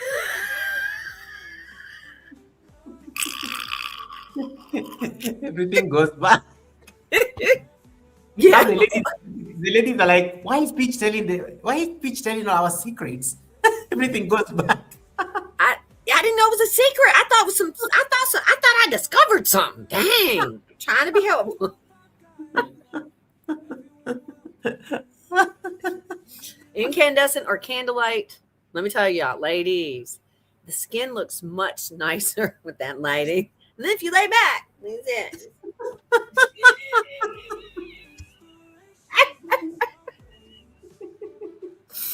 Okay, ladies, you're welcome. So AI, you're in a relationship with AI. It's like the boyfriend I'm ashamed to have. But the boyfriend seems to be doing some great job in terms of what we have seen on this other side. Yeah. So how did you warm up to it? Because I remember back in the day, you understand when it came to tech and all these new age tools that that are being released. And now there's a semblance of, okay, I can incorporate these tools in terms of how I approach my content into things as simple as thumbnails. Talk to us about your process of just how you use AI and. I cuss out my AI a lot. Wow. I don't use AI for any of my content except the thumbnails. First of all, because he's an idiot about so many things. I'm like, you're wrong, Nigel. You're just telling me to answer mainstream. I'm telling you, argue with this thing. I'm trying to get to know it. I'm still though. Listen, this little laptop in me. We really got to get closer. And then, okay, so technology and AI, it's been a hard pill to swallow, okay, because I can't stand the data center situation and what it's doing. But look here, y'all, look, I'm not an artist. I suck at that. I'm trying, look, look what I try to do. I restart my entire life, move out of the city, out to a farmy situation with animals I've never, ever had before. And bees, just don't jump right in. Don't even look, girl. Don't even look. Then I get sick, have the health collapse, learn about autism, all right after mother passed. Okay, that's not too many things at one time. Let's just decide we want to be a YouTube creator. You have no idea what you're doing, no idea what that means, no idea how to use equipment, no idea what edit. I cry every time I try to edit. It's like doing freaking algebra, okay? I don't understand it. It drives me at the wall. I'm not giving up. I'm very tenacious, but look, this is a lot. And this is me and my little Nigel, y'all. He on my little tablet here. He's aggravating. He's an aggravating man. But he does. Oh yeah, that's also a video I was watching. No, don't play that. No, don't play. See what the. What the hell? I'm allowed to say H. Sorry. I have come to accept. It's just hard for me. Y'all. I have come to accept that there is some amount of technology. Much as I don't like it, I'm gonna have to do it. And I feel like a baby. I really, really do feel like a baby. And that's okay. That's cool. I used to be embarrassed by that. I don't care anymore. I'm not the only person that like looks at this kind of crap and just wants to bang their head against the wall. But here's the worst part. I already know. I'm having Nigel teach me how to use my editing program. Okay? Now I said it. It's out there. Y'all know. It's a dirty little secret. But it's true. So much as I hate AI, AI is also going to teach me how to use my own stinky computer to edit my own stuff. And then I will put real content out. I have good ideas. I swear I do in my head. You've seen a little bit. Kind of. You've seen Gogo. What do you think about that? So, yeah, I'm sorry. Yes, I'm in dirty little AI. Peach, I've seen worse. That is very good content. Like, we've seen worse stuff. People just post anything. Yeah. Nothing like that for a vote of confidence. Oh, I've seen worse. Yeah. People post the craziest of things on this particular platform. You're just worried about like one video that I think is perfectly well edited, just because the text. Okay. No, but I'm not worried about. I'm not worried about it at all. I'm not. I'm actually super proud of it. I want to make it shorter than that. No, the shameful part is that I am using one of the things I detest to help me to do something I really need to learn how to do, but my weirdly wired autistic brain don't want to learn it the way other people want me to learn it. They just don't understand because we're all weirdly different. So I've confessed. It is Sunday, by the way, so I just felt like a confession was necessary. Man, I'm telling you right now. This is all just like negotiations with my new self. There are some things like this that excuse me, hair in my mouth. That's always a thing. There are some things that's, it's just like, hey, suck it up, buttercup. Because you're not going to learn no other way. You won't drive a car. You don't want to leave your house. How in the world do you think you're going to learn? I mean, just saying, just trying to be honest with myself. But I'm a little ashamed. I am, though. I am accidentally, I think. It's not a plan, but I am appearing to go in some kind of a more polished kind of a direction. And the swear jar is a part of that too, Goga. I don't know. These are just how I'm doing things. It turned into a really fun idea trying to clean my mouth up. Seriously, because then, I get to help other people have fun. You win some money every month. That's super cool. And clean up my dirty mouth. So I don't know, just like that whole process, I didn't curate it. I didn't study it. I don't use anything to give me these ideas. I legitimately allow my creative self or, my muses or whatever you want to call them to speak to me. I like that. The 845. What inspired the 845? Because I know you've always had like the random pop-ups and stuff, but now also there's now an aspect of being more consistent, having a specific time that people will find you. Talk to us about this and also the number. Why 8:45 as opposed to 9? Well, okay, because there's a number of factors. All right, so look, so Tashiria is on at 7. Yeah. And I watch her every day, and it's part of my routine. And when she goes on vacation, I'm screwed up. I love, guys, did you hear that? May you become somebody's routine. Right. Yes. That's like it's so powerful. Like somebody, Tashari is like her routine. Like if Tashari decides, there's a time like she was not being alive for like literally 2 weeks. Even I think I was caught off guard because she can't do that. Don't do that. Like, what am I supposed to do with my time? Because I used to know like I need to be at David Hunt. Either Tasharia reads me over to David Hunt or David Back Hunt to back. reads me over to So the day Tasharia, she was unwell or something.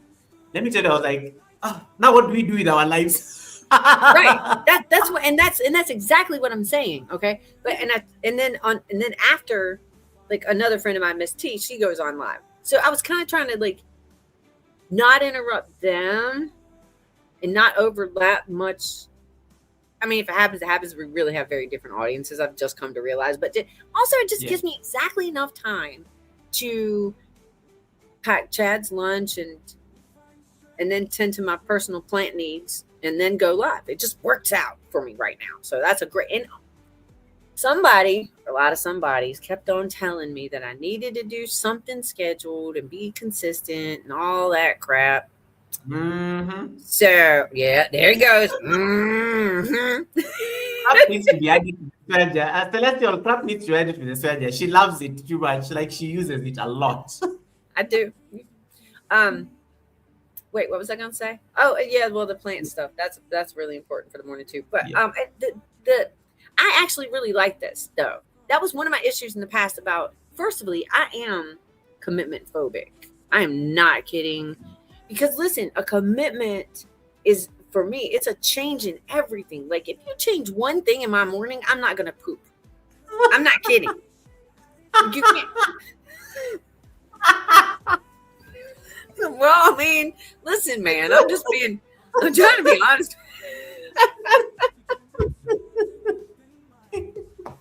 You can't change. You can't change my routine. Oh, I got going good with that one, y'all. Oh my god! Yeah, like it's an example for me. Like it was. But it's true. I'm just saying. Look, you got me crying laughing. But it's true. It is. It's true. Look. So making those changes, it takes a lot of time. It really, and it's no different than with any other thing for me in my life. You know, as my uniquely overwired, autistic ADHD INFJ female brain is wired. It takes me some time. So little at a time. And that's how I did that. I think I was going live. I was consistently going live, and I was doing it unscheduled. It was like, I'm going to commit, but I'm not going to tell anybody I'm committing, because then they'll hold me to that. Like, I had to just kind of work my way up to it. It's just like any other kind of conditioning, for yourself. Like if you want to deadlift, 500 pounds, well, you're going to start with something much smaller than that. So that's what I was kind of doing. And I didn't even actually realize that I was doing it. I don't know. How is that experience? Because it's like out of your comfort zone, and now you have a schedule around it. It's adding into the routine. It's like tending to the garden, tending to the chickens, tending to the plants, tending to Shad. I like just as an example. How does it feel, especially having a schedule around your content? Because people now know when to expect. I like how you pre-schedule them, because I see them upcoming, like even a day before. So I did it. I told y'all I got made ketchup. Yeah, it means there's like a planning that goes into these things. Like, how does it feel scheduling content and also just committing like some time to just show up and question everything or share with the world what you want to share that morning, whatever comes? It felt weird.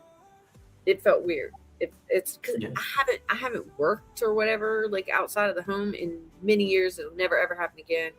But just having something that I was expecting myself to be at, I was like, girl, what did you do this for? At first I was, but now, it's just becoming kind of part of the routine. And you know what? I think, frankly, a large part of why I'm just being absolutely me on the lives now is because I strongly believe that people yearn, especially right now, for just like realism, like real, not scripted real, not pre-planned out, talking points real.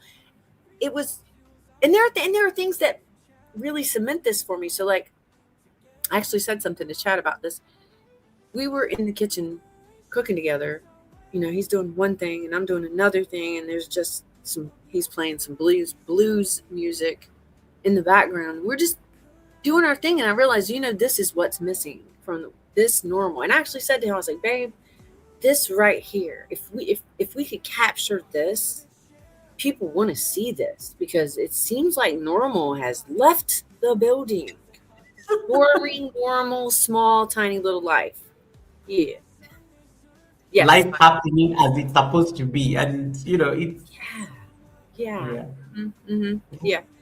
I have I have a lot of creator friends, and some of my creator friends are really intense, very successful, but really, really intensely like structured, well planned. And I'm like, don't even tell me your schedule because that is enough. I need a snack, I need a nap, I need a hug. Like you just dumped a lot of info. I can't do that. I can't keep up with that. I don't think a lot of people, or I think that there rather are a lot of people that don't necessarily care for that necessarily. So I mean, when we want information, we want to go get information, but sometimes really we just want to be heard, or we just want to feel like there's something to be hopeful about in the world. And like I said, I connect strongly with my viewers, and I really strongly believe that I'm slowly starting to connect with more and more people. While I might not be conventionally packaging this, for publication, it's just being real and trying to show people that normal is still possible. Normal is absolutely still a possibility. Yeah, even when it's spontaneous, it doesn't have to be manufactured. You know what I mean? Just wrinkles, proof of life.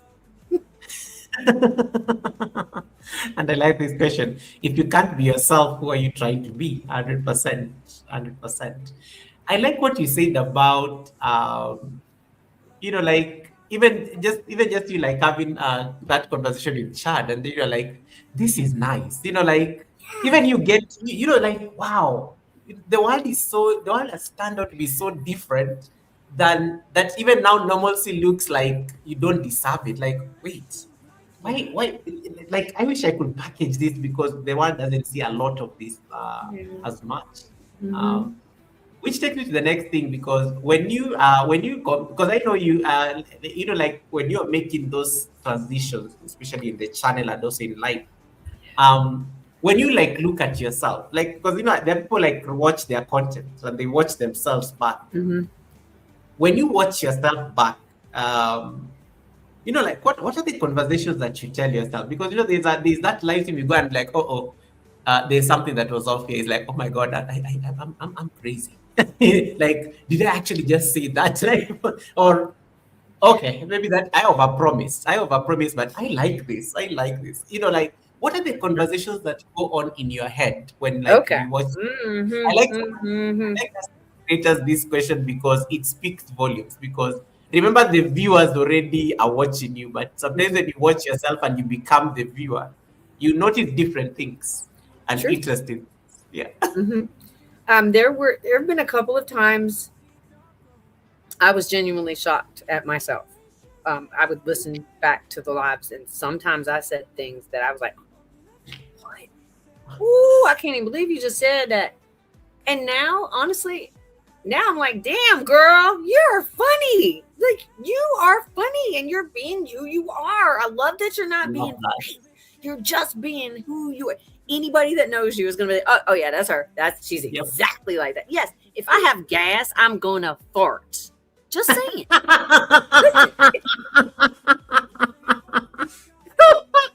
No, you did not. No. Somebody call some help. Don't need oxygen. You did not just say that you're going to patch on that. I mean, for real. Listen. How many curated? How many AI channels are gonna fart? I have a question. Not the fat. Listen, we have to come up with a way to identify non-AI. Listen, she's falling out of the chair. Goga, I'm so sorry.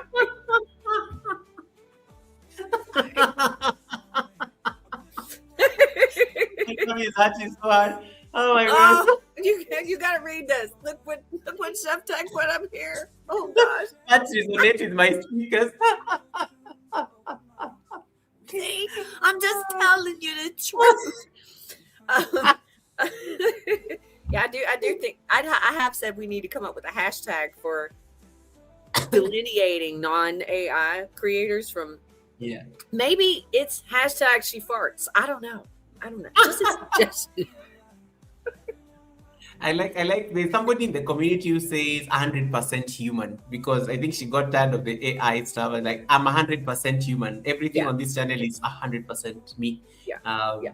just to create the distinction. Um, I love that, because it also speaks volumes into also how, what are the messages we are sadly telling ourselves. And I think I like what you earlier on when you're talking about the kind of conditioning you used to hear, that you are irrational, you are the words that people used to like tell you back in the Hmm. day. How are you changing the script? Because I think it comes from simple things as, oh wow, I'm funny, I am fun, I I am am fun. authentic, I am. I am genuine, I am, like, I love myself. I love the version of me that I'm seeing. I am real. Yep. So how do you change that narrative? Like, even when, because you have a responsibility being a creator even to your community, especially if somebody is second guessing themselves. How do we like affirm people in our particular space to also just own the real versions of themselves out more, as opposed to what society or other people have conditioned them to think? I mean, I don't know how to explain that other than, well, for me, once I was able to understand and embrace my authentic self, I just can't be any other way. Mm. It wasn't a plan. I didn't work up to it. I worked up to accepting myself, understanding myself. And honestly, a lot of for me, I was like, okay, well, I don't understand why I did that, and being autistic and understanding the female autistic brain makes it much easier to understand. So once I was able to explain it to myself, maybe this is the key. Maybe once I was able to understand and explain me to myself, I no longer felt the need nor desire to make others necessarily understand. And I certainly am not going to start explaining to myself. Okay. There is That there is a, the reason I was asking that is also just that aspect of you being an empath, because you can pick energies, you can pick you can pick that, like, discomfort, especially when you look at somebody, or even when you see somebody on their channel, or even when they're discussing something, their content, or maybe even on a chat, you can tell that chat has affected that person in a particular way. And most people are not that headstrong enough to know that. Let's talk about the trolls, for example. A troll comes and says a particular thing, and then somebody ends up interpreting this as the definition of them. One person makes you second guess your entire 53 lives of existence, years yeah. of existence. Hmm. Yet you have 10 friends who know you very well, and they've known you for the last 6 years. You know? Hmm. Yeah. Yeah. And the thing about the whole energies thing, I have to say this. I don't think you asked anything necessarily about this, but I have to say this for other folks, because a lot of us know that we pick up on energies. A lot of us don't understand why necessarily, but like if you walk into a room and you know what the temperature is, the emotions in that room are, if someone else maybe can come into your space in a horrible mood and not say one single word, but suddenly you are zapped, then you know what I'm talking about. This is the Mhm. same thing. Respect yourself, and really, it's for some people it's gonna be difficult, but you've got to start with. You have to be number one on your list. Okay, you just have to. You you have to, and Yes. other people. You've got. Here's a big one. Ready, ready, ready, ready, ready. Taking notes. You cannot actually hold yourself responsible for how anyone else is feeling. You, unless you are physically or emotionally abusing somebody, it ain't yours to pick up. And for somebody to put that on you is a bunch of hoo-ha. Okay. So once you that was the hardest thing for me. Truthfully, the hardest thing for me to Wow. understand was I cannot be responsible for other people's happiness. And you know what? Somebody got to start being responsible for my happiness. For so long, I looked for that outward as well. Not anymore. You're the only person. You are the only person that can actually do that. Because if it's not you, you're dependent on yet one more thing that's out of your control. You just don't do it. Don't give people keys to your happiness. Don't give people carte blanche to your energy. No. Love yourself, respect yourself. Be aware of how you are responding. Notice I didn't say feeling, because once you say the word feeling, people get into a whole mushy space. And they're like, you just shut your feelings down. Don't do that. But be aware of how you feel. And you know what? If somebody's talking about things, say on a live, it's because I know there's a lot of creators, that are here. If you're watching somebody else's live or even video, but they start talking about things that, it's going to not do your spirit good, turn it off. Trust and believe that what is costing you far outweighs what's good they're going to benefit. Okay, stop selling yourself for other people. Stop selling out. Start saying no to more things. Love and respect who you are. Monitor your feelings. And if somebody else says something like, oh, no, it's fine. Just stop. You just need to stop. Screw them. No, it's not up to other people to decide whether you're feeling, your physical feelings or your responses that you're feeling coming up are valid. They're valid to you. And that's all that matters. That is it right there. Hard lesson to learn, though. Lord, it is hard. I know, y'all, it sounds easy. It's not. Because people butt hurt all the time, run around with their feelings, ship stacks all up on their shoulder. You walk by, barely a breeze, and all of a sudden you done ruined their whole day. No, that is not your responsibility, baby. No, that is not on you. No. Hard lesson. Preach. Wamui is like, well said. Wamui, what are you thinking about? Well said. I love that. And I think man, that's actually a very strong point, because I think a lot that's what affects most of us here. Understanding the aspect of, especially like when you found out about being on the spectrum at 53, that, and even just admitting that publicly and sharing that out with the community and saying it makes sense. Sense. I'm embracing this reality, and it explains a lot of things I've had to grapple with. Something as simple even as the swear jar, it's really like it's a very nice it's a very like refined level of self-awareness. It's like, guys, I know I have a pouty mouth, and I need to clean it up, and there's a goal towards it. But just even admitting to that, and making your community be like a support system to help you achieve that, these are some of the things that I find very like bold, even just to admit. And really, it's like, because you're putting yourself out there. We live in a world where people will never like reveal some of the things that they're they're going through. Like, oh, this is like a weakness. They're going to start looking at me a certain way. The comparison trap once again. They're going to look at me a certain way. No. I know I have a sharp tongue, but I'm not going to admit it. I'm not going to pay nothing for it.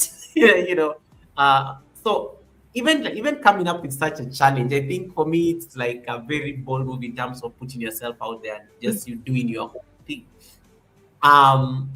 You talked about also meditation and cultivating like silence. Mm-hmm. One thing I liked, and I'm going to I'm trying not to forget, because I need to write it down somewhere tomorrow. Monitoring your levels. You say that earlier on, like of an hour ago on the live stream, and I think that is a very powerful statement. Monitoring your levels, because also we are in a platform that gets us overstimulated. You get overstimulated, and sometimes you need you need that kind of, because you're picking people's somebody has a baggage here. Goga is going through the most here. I don't know. Tashere is talking about something here. I'm picking things. You're picking things. You're picking energies. You're picking experiences, and sometimes it can get overwhelming. Our mutual situation that we had a couple of weeks ago, that was like something that that we also had to go through. How do you still find a moment to monitor your levels? I just love that word. Monitor your levels, even as much as you are creating, even as much as you are now freely putting yourself out there as Peach. How do you still monitor your levels so that you don't backtrack or you don't feel like the platform is becoming a burden to you? I mean, well, it's something that I've developed, and uh, you know, I don't drive anymore, and I've told my people are aware of the fact that I don't drive. I still have a license, but I just don't want to do it. As it turns out, what I used to think of as freedom is quite heavy to me now. But it occurred to me that while I was, operating a motor vehicle and doing all the other things involved in it, I was consistently monitoring the gas levels, the temperature of the engine itself. Did I have windshield wiper fluid? Are the lights on? Or is everything in working orderly? But never once did I say to myself, you're not fueling yourself up at all, and maybe this is why you're hangry and ready to kill, so and so in a car because they cut you off. Like, I'm serious. That kind of thing right there. I just decided that it was probably really smart for myself, especially when you can feel the exhaustion, especially from an empathic drain or just an energetic, an emotional situation. If an emotional situation, high tense emotional situation arises, and after that is over and the adrenaline settles down, if you regularly feel the need for a nap, you might want to start monitoring your levels too, like for real. You have people use lots of different ways to describe, like in the autism world they use spoons, and before that used to be like, do you have anything in your bucket? And I'm just like, do you have anything in your tank? Is your tank filled up? If you do not address your tank first and above all other things, how do you think that you are functioning right? Well, you're not. And just that one little bit of clicky awareness in my brain was enough for me to be like, okay, wait a second. So after I spend time with, like I'll spend a day following my friends on different lives or whatever, right? I'm just like, okay, how do you, and I'm honest with myself, which is, I know not necessarily, it's maybe a novel idea, but just be honest with yourself. Like, how drained are you? How much of you did you give up during this exchange? And how can you measure that? Here's a really easy way. How much of what you heard are you still thinking about? If you are ruminating, listen, I'm going to say, you might want to step back just a little bit. Don't, unless it's happy rumination. But if you are distracted and concerned about someone else's trouble in their place of, you're not there, honey. And for a lot of us, maybe I'm one, if I cannot affect that situation, me spending any amount of time, energy, monitoring your levels on it is draining me even more. So it's really just a process of getting to know that, being aware that it's something to be aware of. That part right there, it's like, oh, what? Oh, nobody ever told me I should be paying attention to this. Not one time. They said eat X amount of calories, sugar has no fat in it, all the things. It was just, I'm just saying, it is really no different than any other thing. And I think that it's important, if you want to really have happiness and sovereignty, frankly, over yourself and your life, you are the only person that can monitor those things. And maybe you never thought about doing that before. And I know it sounds like ridiculous and super extra, but if you just give it a shot, maybe you'll see for yourself that it's not. It may actually be the one thing that you haven't done that needs to be put in place, and everything else suddenly friggin' lines up, right? Like, again, it's just loving yourself. Really, it's loving yourself, taking the time to stop and think about who you are. It's no different than making sure that you wash your butt at the end of the day and put food in your mouth, the following day. It's no different, in my opinion. And I think it's something that we should make a small habit of, because small habits become life changes, small, teeny, tiny little things. And it really is all about one thing at a time. You just got to build it. It's a foundation. Okay. It takes time. Yeah. Ooh, I love that.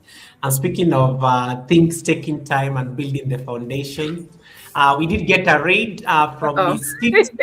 Vlogs. I got a raid, but I'm told she did not raid. People are saying that they walked. So I think she's been.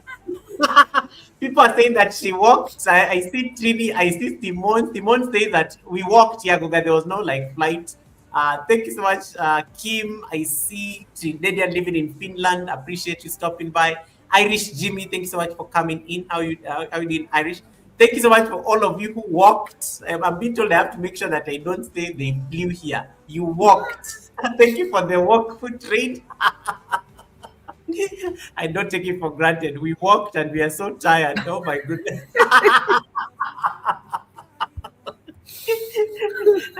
Now you know the pain I go through when people don't trade. Well, thank you so much for that. Thank you so much. The plane crashed. These are people. Yeah, I'm sure they agree that Hold up, let me get you a towel. Hold up, let me. the plane crashed. We are in the sea. We had to swim. Oh, but it's the drama for me. Like It is, yeah.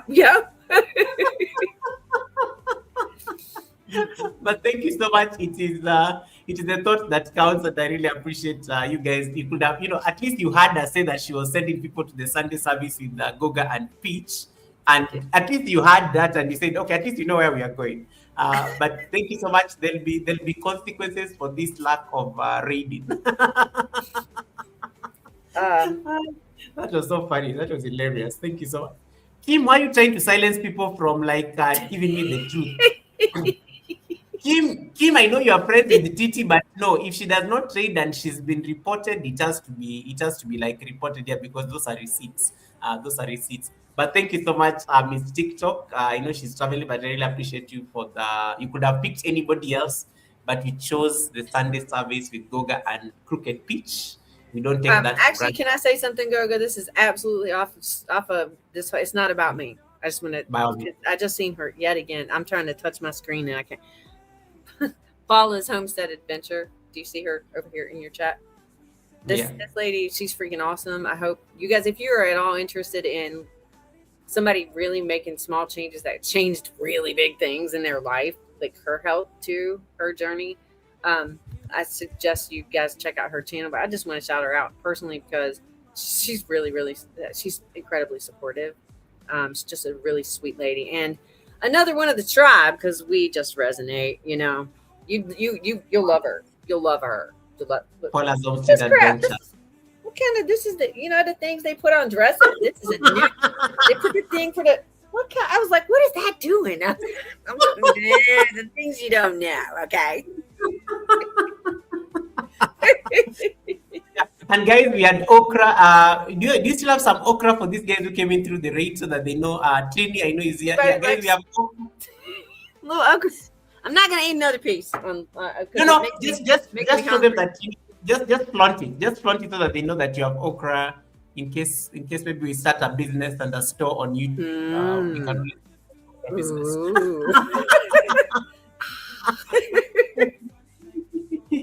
All right. And Tasharia just sent us some 10 jewels right there. Thanks so much, Tasharia.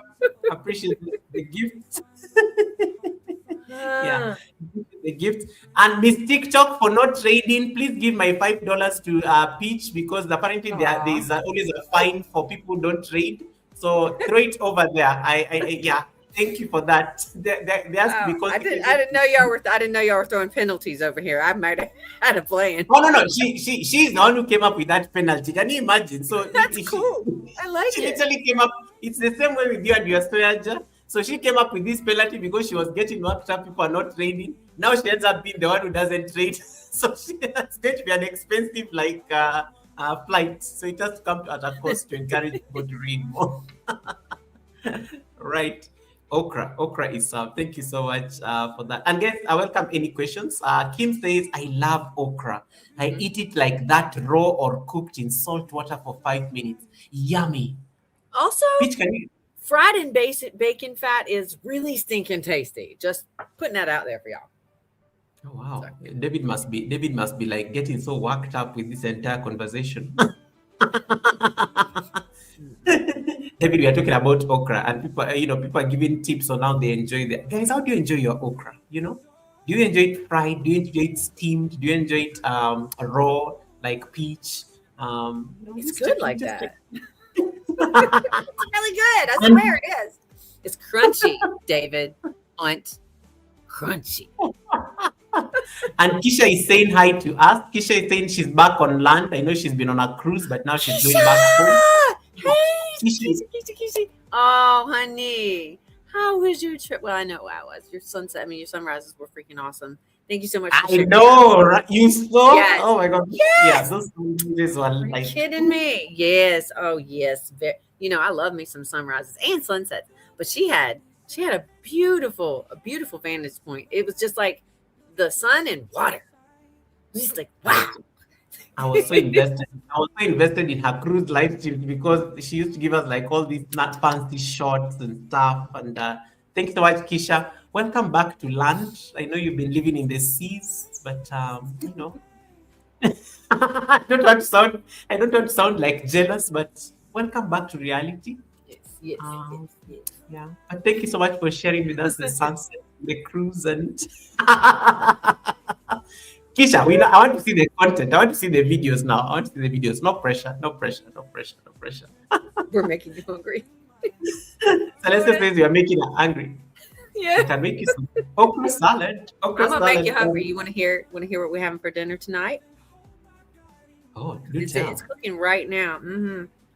Barbecue beef brisket, homemade cheddar bay biscuits, or bread if you're nasty. If you'd like to have the bread, it's already made that little bit earlier. Yeah. And what was it? That's right, a Gouda mac and cheese.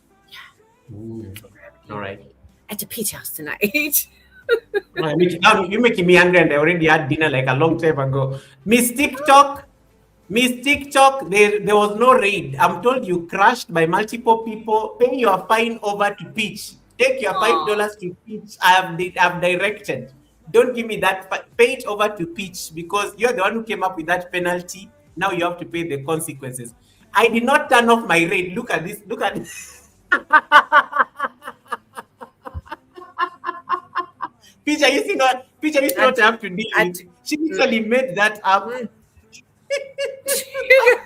Y'all doing some things over here. I love it though. That is actually really. I love that the whole spirit of that and the finds. Look, that's like finding myself. Oh yeah, I find myself. Also, I did forget to say this out loud, Goga. It's really super cool. Your audience, well, my audience anyway, over on my channel, they are my accountability partners for a lot of life changes that I am making for I really mean that too. I mean, like I'm like in the garden in the morning and I know that like I need to do this, that, and the other thing. And I tell them because I have to keep myself accountable some way or another. And I personally have found that's been a wonderful interaction back and forth between myself and the members or the people that come to the channel regularly, like the viewers that just pop in sometimes. It's freaking awesome to be able to do that. And trolls, we need to talk about trolls and how we handle those suckers. Amazing. And of course, Sifting Some Soil says, I love Goda, and so is Kisha, and so does Kisha love Goda. So everybody's like, you're clearly making everyone angry. It's a young, listen, I'm gonna make it even worse. It's a young, raw milk Gouda and a smoked Gouda too. Yes. It's gonna be so good. I'm sitting here. I'm like, I'm getting hangry. I'm really hungry. Yeah, exactly. Because they are describing the food. It's like Goga, we like almost done. I can kind of smell the. Yeah, and Storm says, I got you covered on troll speech. I got you covered on trolls. And thank you so much, everyone, once again for joining in. In case you're not yet connected to Peach, the link is pinned on top of my chat. with the same love that you have shared with me, please jump over there and make sure you're connected to her. She's amazing. She does live streams every day at 8:45 Eastern. That is a new show. That's a new series where you get to interact with her. You may occasionally find her like chasing chickens if you're lucky. Anything goes over at Peach, especially in the morning when she wakes up. But it's very fun, and you have the time you'll always be like laughing. Peach, let me ask you, now that I'm speaking about chickens and stuff, let me ask you a question. This is so random. It may not even have anything to do with the topic, but I was like, chickens? What? Hey, is it, when did chickens come back into the mix? no, I just realized because I was talking about it, and you guys are talking about food and things. Oh, okay, I got you now. Yeah. I was just going to ask. Let me see. Let me say that. Let me get the correct wording for it. I know gardening, of course, this is something that you do naturally. Food preservation is very important, and of course, your health. You also have that medicine. That medicine cabinet coming up with, especially the natural remedies. But the chickens, what have they taught you about patience? About what? Patience, just your patience. Like what have they? In addition to the garden, the food preservation stuff, the chickens. What is it that they've taught you about patience as a person? That I don't have enough. I have nobody who knows. Yeah. Because listen, the chickens have actually taught me a whole lot of, like, truly, I'm not even kidding. They have taught me things that, I mean, you would think that is obvious, but it's not. Patience is not one of them. They didn't teach me that. They're trying my patience. But you know what? One of the things that they really, and I'm not kidding, y'all, not kidding, not even a little bit. Watching the hens interacting with the roosters, because in the past, there was a point in time not so many years ago we had 28 roosters. You know how many hens was here? It was hundreds. Anyway, the thing that I started to notice was at first, because there was no rooster here in the beginning. At first, the hens, they wanted nothing to do with that rooster. They would fight him. They would not come when he called, or because they do this, they find like treats. Roosters find treats, and they do this thing called like tittering. Yeah. It's a special kind of call. That's like, I can't do it, but anyway. I was going to really just to Shut your mouth. Stop it. Now I'm feeling like my tongue is all tied. No. Okay, but they wouldn't pay any attention to him in the beginning, or them in the beginning, and then sometimes they would actively, compete. And after he earned their trust, I watched this happen. He showed them, look, I'm not going anywhere. I'm going to keep finding y'all these treats, even though y'all aren't listening and y'all aren't coming over here to eat it. And I'm sitting here all day waiting for you to keep on picking up the same blueberry and dropping it on the ground, trying to get you to come pay attention. I'm still not going to go nowhere. Eventually, the hens were like, okay, he's got our back. That's cool. The part of that they taught me was, because I had always thought relationships between a man and a woman were about one obeying and the other one following the obey. And I never was really down with that. Not even, I'm like, I'm not obeying a fool. I'm not, I almost said a very bad word, and I said fool accidentally, but I saved myself $1. Okay.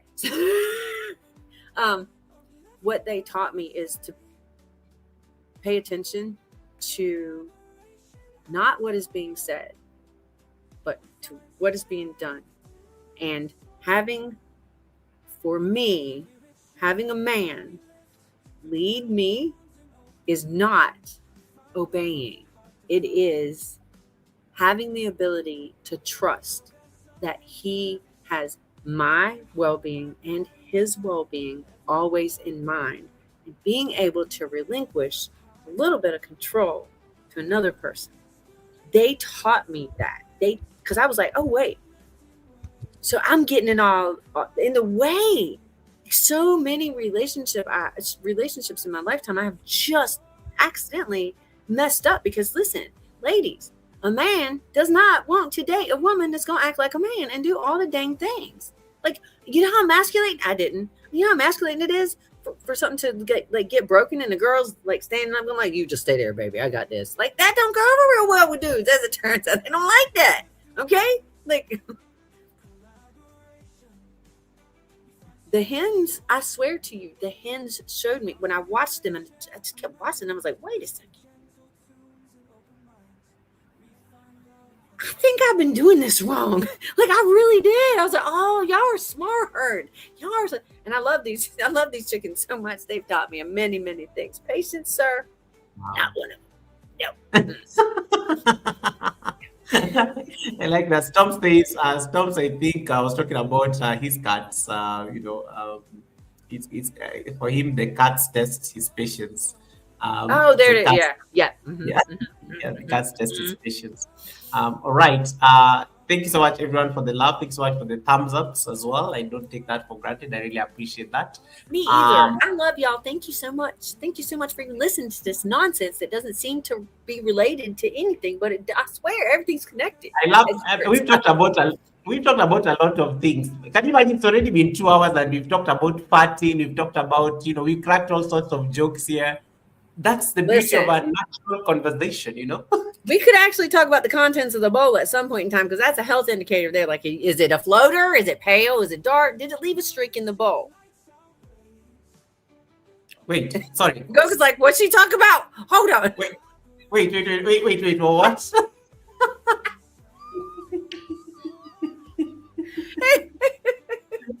I'm saying, I don't mind talking about farts. We can talk about poops and what's in the bowl. Is it a floater? Is it looking? You just got it. Okay, go. Is it a floater? Is it gray? Is it pale? Is it dark? Is it sticky? Is it bumpy? Is it hard? Is it hard? These are all health indications. Look, I'll talk about. I don't care anymore. Go, I really don't. Need to talk about like this fat thing is very good content. ASMR. Imagine like just put like some proper microphones and stuff, and this is good stuff. People go viral for this. People go viral for these kind of things. I don't want to go viral. I don't want to go viral. That's actually very scary to me. I know I can't handle that. I can't. No. Oh, wow. No. Oh, wow. I want to grow the channel. Absolutely. But it's going to happen in a way that we build up together. It's like me in the garden. We've been growing together, getting healthy and better for 4 years. So it's just going to get better as it goes. I don't want to do the whole sink or swim thing anymore. I tried that for 50 some odd years. No, thank you. Nope.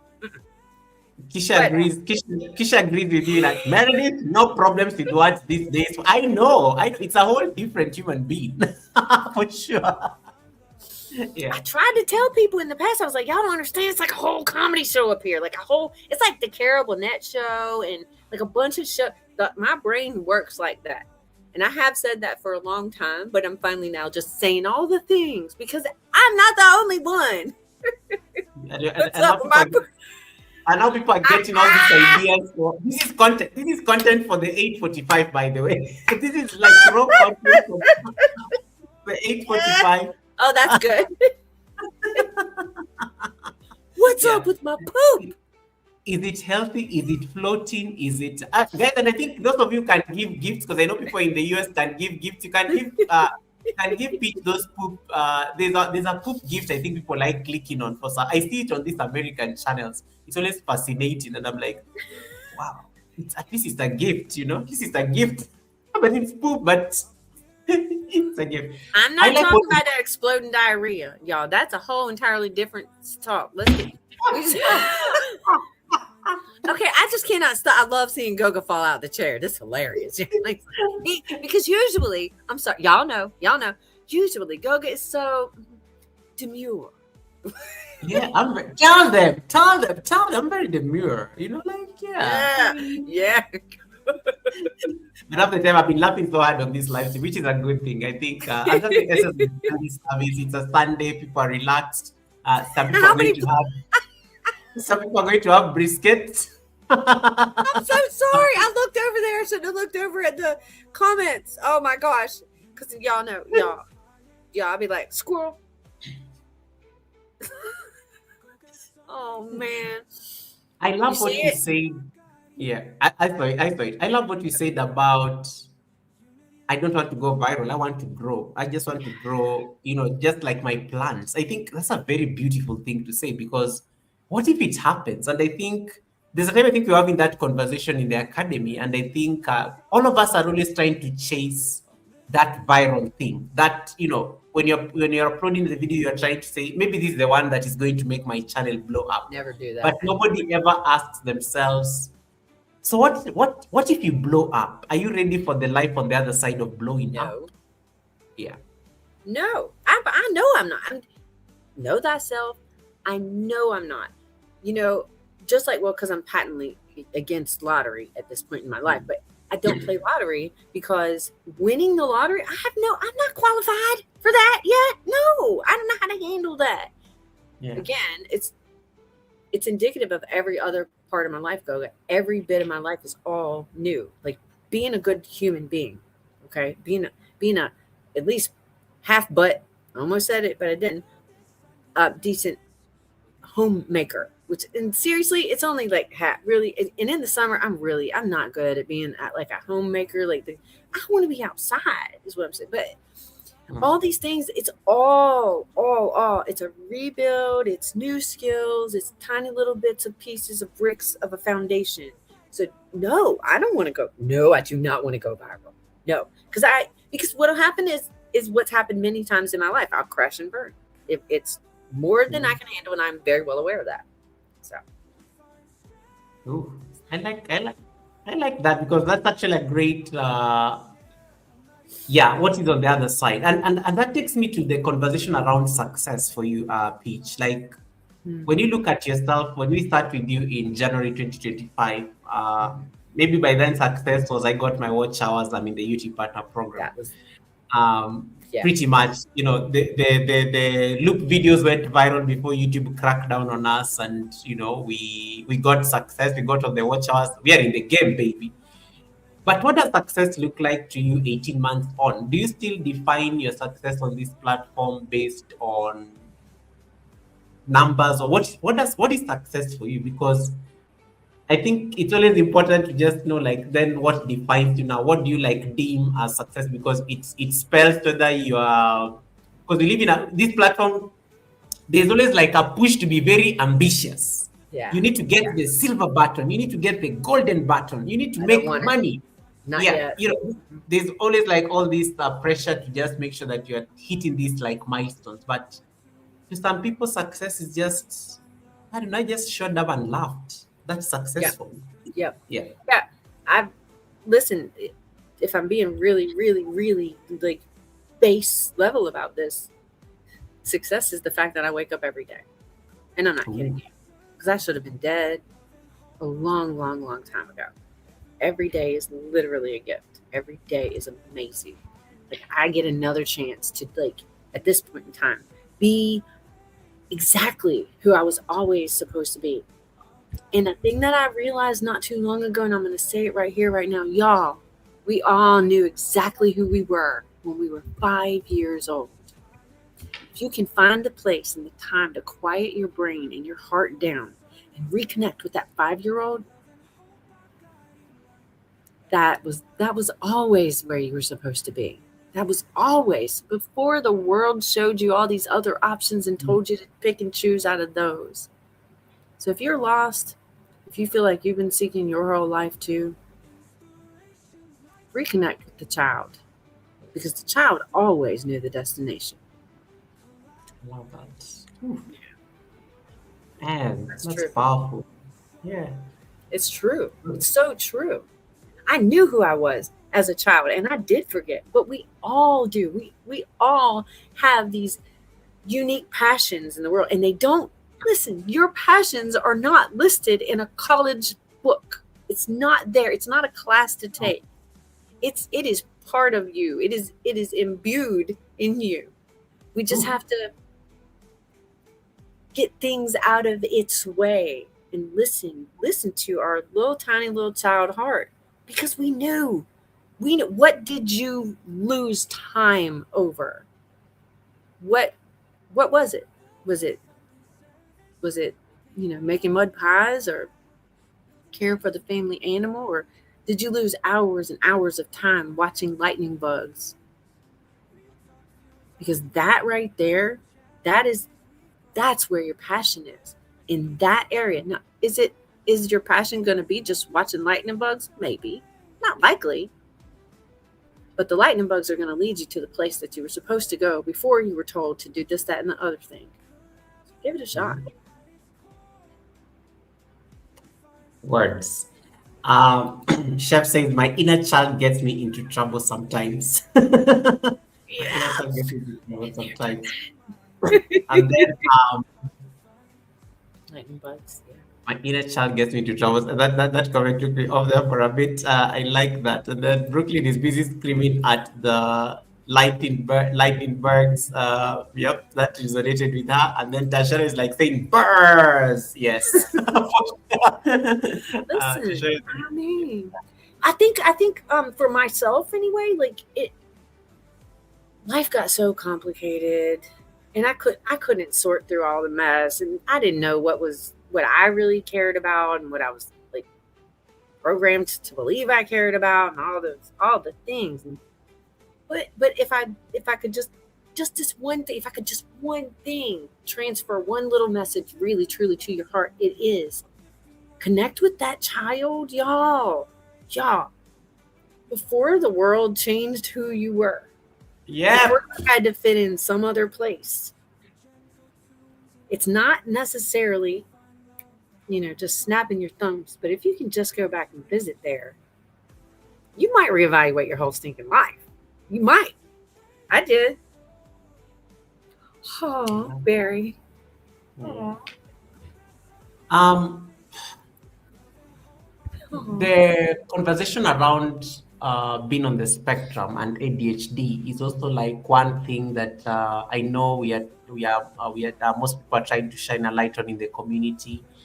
Simone, who's just who is watching in the bushes. Simone's daughter, of course, Simone has an autistic child as well, and literally she's designed an entire channel to just shine a light on autism and speak about being autistic and some at least shine a light on it and show at least her experience, especially dealing with her daughter who is growing up with autism. But for you to discover this at 53, it means, you've been through this your entire life. And then it's Yes. like a light bulb moment for you. But of course, you've had an autistic child as well, as you mentioned. And of course, by then it looked like you are trying to manage somebody else's, somebody else is like it looks like you're an outsider into the thing. Yes. But yes, I'm a mom. Yes, I'm trying to there's this thing I need to do. I need to understand this about my son. But now when it hits home and this reality now hits home and you're like, oh, that's why this happens, that's why so I'm many like this. times. Oh wow. It's like, yeah, you're on the spectrum all along. So in case like somebody is watching right now and they don't, and they've not accepted this reality about them, but of course they're within the spectrum. The world has told them to be, to behave a certain way because because something is off with you. Yet that may be the superpower that you may need in case there's a mother like Simone who is actually raising an autistic child. Knowing what you know now, what is that message? What is that one thing at least you'll tell somebody right now? It has nothing to do with the child. The thing I'm going to say, it has nothing to do with the child. It has everything to do with the parent. And this is going to be a hard one to accept for a lot of people. If you have a child on the spectrum, you are on the spectrum. It is passed from mother and father to child, period. Bottom line. So if your child is autistic and you don't realize you are, I would highly advise you do some investigating. And if you have a male child and you are the mom, what they display and the way that they function is nothing like a female. But I'm telling you right now, honey, if you look into it, you are very likely to be giving yourself a huge letter, a chest filled with forgiveness letters, because you've been doing things very likely not in service of honoring your body. That part right there, that was hard because I had Matthew in 2000, in the year 2000, and So for like 10 years, I did everything possible to learn everything about the autism. And you know what else? This was the funniest part. So even back then, I had something. Y'all, women with autism wasn't a thing back then. When I'm talking early 2000s, it was not a thing. It was just little kids, mostly boys.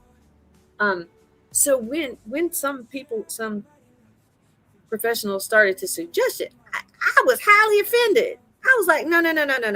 You see, here's the thing. What you don't understand is I have submersed myself so much in the world of autism and understanding autism so that I understand my son and I can advocate for him. I'm like, I really believe that crap too, just so you know. I really did believe that. So really, I think that it's most helpful to understand, first of all, if you have a child on the spectrum, the chances of you not being on the spectrum are slim to none, and that includes dyslexia. I've seen somebody, there's lots and lots of different things that are on the spectrum. It doesn't necessarily mean autistic, even though autistic is the best. We the best. We got the best wiring and the best. I'm telling you. But I think that really the important thing there is to understand the bottom line. Look, y'all, this is gonna make parenting children like this maybe easier, but you got to put it into practice and make it like your habit of thinking. Their operating system is not the same as yours or anyone else's. No. So you might tell a child on the spectrum to do this, that, and the other thing, and even give them a time limit. And that child at the end of the time limit may still be sitting there doing nothing. And you may really think, for instance, that child is just being ornery. When in fact, child on the spectrum is still processing what you asked them to do. It helps to understand it a lot better and not understand it in a way where you're just trying to explain things away. You can't just explain it away. So understanding the operating systems are different, response times are different, and things like I'm intense. A lot of females are pretty intense, and again, females in particular. You know, when we want to answer, we want it now. Now. No, not in 10 minutes. Don't walk away. Don't you look me in the eye. Give me an answer now. That kind of stuff. You got to chill out and stuff like that too. Just the processing is entirely different. So that would be the key right there. Know who you are. Be honest with yourself about it. And respect that you have a different operating system. And you can't upgrade theirs. You can't. Thank you to Syria. You can't. You just can't do it. Wow. Hey, this has been hard. Listen, this has been very, very, very, very, very, very, very hard to understand, to live it. This has been very, very difficult to do. And now, well, you know what? Now, it used to be, I was so upset because the school system isn't set up for people on the spectrum. And that's true. I remember the torture of being in school, the fluorescent lights beating me up, the crowds, crazy. But what sets me off more is understanding how our environment has such an extreme impact on us and our children, like on the spectrum. So, another like helpful hint there for parents of kids on the spectrum, please be aware that all lights, sound, smell, noises, they can all cause massive deregulation, just seriously, neurologically.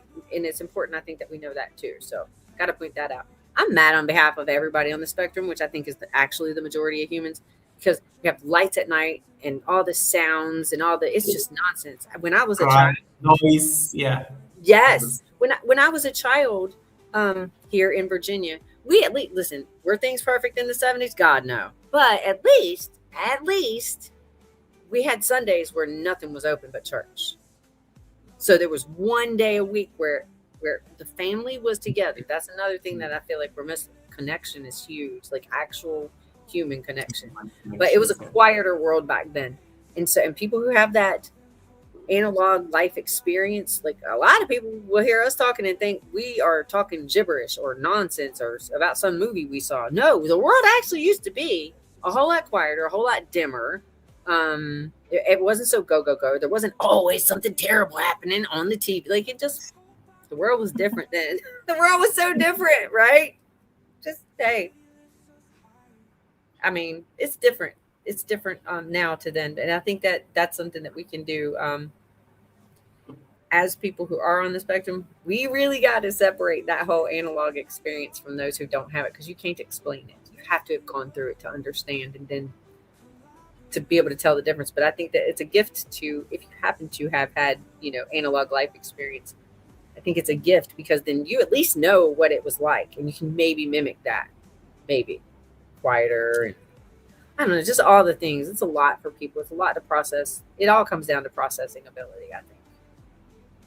Yeah. Precisely. Right. All right. Thanks so much, Chef. I appreciate you stopping by. I know Chef, they have to leave. Thanks so much, Chef. I'm sorry, Chef. Thank you so much. That's what I was laughing at. Thank you, David. David, did you want me? For the swear jar, oh my God, Peach, why? Peach, you will withdraw. Let us enjoy the spoils of war. The man is already wounded. I'm sorry, I was not. I was just about to declare an act of war. You're right. I'm so sorry. I'm so sorry. I put it back. It didn't even actually touch my lips. It just suggested. No, you lifted the okra. David, you want me to and then, thank you so much, David, for the super chat, for the swear jar, and for the quieter times. I appreciate that. Thank you so much, David. Elsie, nice to see you. Welcome, Elsie. I appreciate you. Elsie Nightborn again. Nice to see you. Welcome, Elsie. Oh my goodness, that was so funny. David, do you want? I think she's had enough okra for today. David, I can spare you the agony. I have. I'm gonna pickle this stuff probably. Because I know David is going to talk about this tomorrow in his live stream. I know. Yesterday, do you know, Goga, I went to the Sunday service and that woman dared eat okra in my presence. It's going to make it like a whole sermon. It will be a preaching. The songs there'll be songs sung around this same thing. Peach, you're going to be a subject tomorrow on David's live stream. I mean, it's not the first time. Listen, I didn't mean to, but I sometimes go into his lives and I'm like, "Good morning, okra." I mean, David. We just pick at each other. He knows I love him. We're family. We're family now. Family that tortures each other. All right, guys, we're almost getting towards the tail end of the Sunday service. But Peach, I wanted to ask you a few. The next segment and probably the second last segment before I get into the rapid fire questions, which are just like the 10. Yeah. The rapid fire is a new segment that we introduced just to like sum up everything. They're normally like multiple choice questions, and then just to get how you are, where your mind is and what you enjoy doing. But don't worry, I'll get to that shortly. But before I get there, I wanted to ask you some questions that I think are they're going to like open our minds into your journey so far, especially as a creator. So the first one is this. Let me pull them up. The first question is there's no lottery or anything, don't worry. What has creating publicly taught you about yourself? Like creating publicly, showing us what you do publicly, the 8:45 live, among other things. Yesterday, you guys were mowing the garden. What has it taught you about yourself? That my face is incredibly expressive. My face does some things listen, y'all, if y'all have heard this before, people, you might want to look into this. Okay. So all my life, I have been told how my face is saying things. Well, as it turns out, that is true. That is true. Yes, I am guilty. I did not know. Your face has subtitles. Listen, there was one morning I was on the live. I almost got arrested because my face was saying really rude things to a police officer. I am not kidding you. I am not joking you, okay? And I was shocked. I was like, oh my gosh. I was like, what is going on my face? Oh my gosh. Oh, is that what Dad was talking about? No. my boss always has to, anytime I go to a meeting with my boss always has to position me away, not to sit opposite the CEO, Do you want to because see your face? yeah, because she will say something and then I'll just roll my eyes. There's just something I do with my face. So they say like, for our own Mhm. safety, sit next to me and don't look Yeah. at the CEO. I've had people before be like, "Your eyes are so big." I'm like, "Are they?" Then I saw myself and I was like, "Oh, they are." What am I doing with my face? I don't know. It has a mind of its own. Okay. A great person to play poker with. No. I suck at poker. Okay. I suck at poker. I lost like $7 at penny Annie poker. No. See, yeah. I can't hide nothing. Second question on the creator's inner journey. What criticism has stayed with you? What has? What criticism has stayed with you as a creator? What is that one thing that somebody criticized you for and you still remember it? Nothing. Okay, that's a good No, thing. because I'll give it consideration, but it has to be, me. I have to do it. Somebody else's criticism doesn't matter to. I'm like, I'll give it some thought, but like, I'm not changing my life because somebody else has a critique. I did that for a long time. I am not doing it no more. No. Compliments. They don't mean anything. I mean, it's sweet. What? It's sweet, but like, I mean, seriously. Are you complimenting me, or were you asking me? Look, I'm see. No, because you do have people. A lot of times they'll compliment you over and over as a creative, and not. I mean, as a creator, and I'm like, okay, yeah, that just doesn't. It doesn't do a thing for me because it doesn't change my value. I look in the mirror. I'm very realistic about what I look like. Somebody telling me a bunch of flowery crap in the chat doesn't mean a whole lot of anything to me. That's maybe not what you were asking at all. I could have just gone on a completely different direction. And if I did, I'm sorry. Yeah. Okay, next one.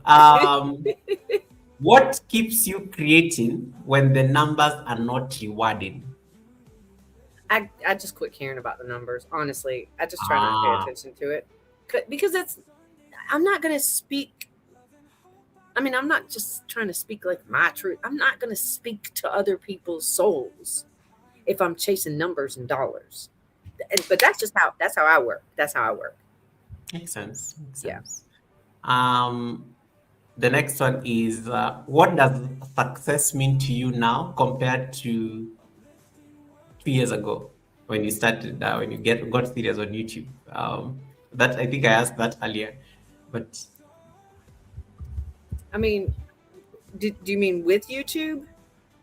it can be general. It can be In anything. general, I think I can answer that better for a general question. Like, success to me is being able to get out of bed without, overwhelming pain in the morning, and being able to understand and match my own energy levels, like energy output levels, enough to not lie to myself in the morning about all the things I was going to accomplish all day that I don't do.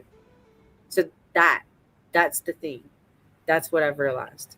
Okay. Yeah, that's success to me. Success is being able to live life and not lie to myself about it. Truthfully. Fair enough. I love that answer. Rapid fire questions with pitch. These ones have multiple choice. These are going to be so easy for you. And if you feel you need to explain, I'll give you like a second to explain in case you need to like explain your choice. Oh, okay. It's supposed to be one word. Hold on. All right. All right. This one is going to be a hard choice for you, but let's see. Sunrise or sunset? Sunrise. Ooh. Chickens or vegetables?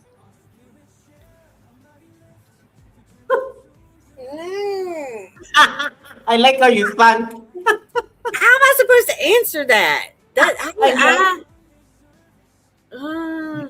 Yes, they both. It's fine. I don't know. Veggie chickens? What is veggie chickens? Well, I don't know. I just made it up because I wanted to have both answers. Okay. I know this is going to be a no-brainer. Garden or kitchen? Garden, summer, winter, kitchen. Ooh, Yeah. okay. Seasonally, Okay. at season. Yeah. All right. YouTube or gardening? Gardening. I was trying to trap you into that question. I'm like, all right. The best thing about being a YouTuber. Crooked Pitch questions everything. Oh wow. Well, okay. So, really? Well, I started doing YouTube out of a sense of desperation for connection with other people. And so the best thing about YouTube is that, as it turns out, I have brothers and sisters in all kinds of places all over the world. I have this dude. He's like a brother to me. He lives in Kenya.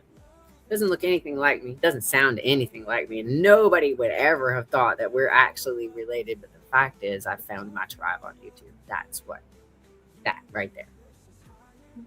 Oh, you appeal into my look at your. Oh, you picture, better but- stop. Would you stop? So drama. It's all about the drama. The drum, like, Oh my God. Did somebody play a little tiny violin at the same time? thank you, Peach. I love you, Peach. Thank you so much for that. That's beautiful. It is the truth. Look, Yeah. I was alone. I was the only one. I was a soul freak, and I was my whole life. I was one weird little chick. Until this. There's so many weird people. Oh my gosh, we are awesome. We are awesome. Did you have to use that chick in the example just because of chicken? Like, No.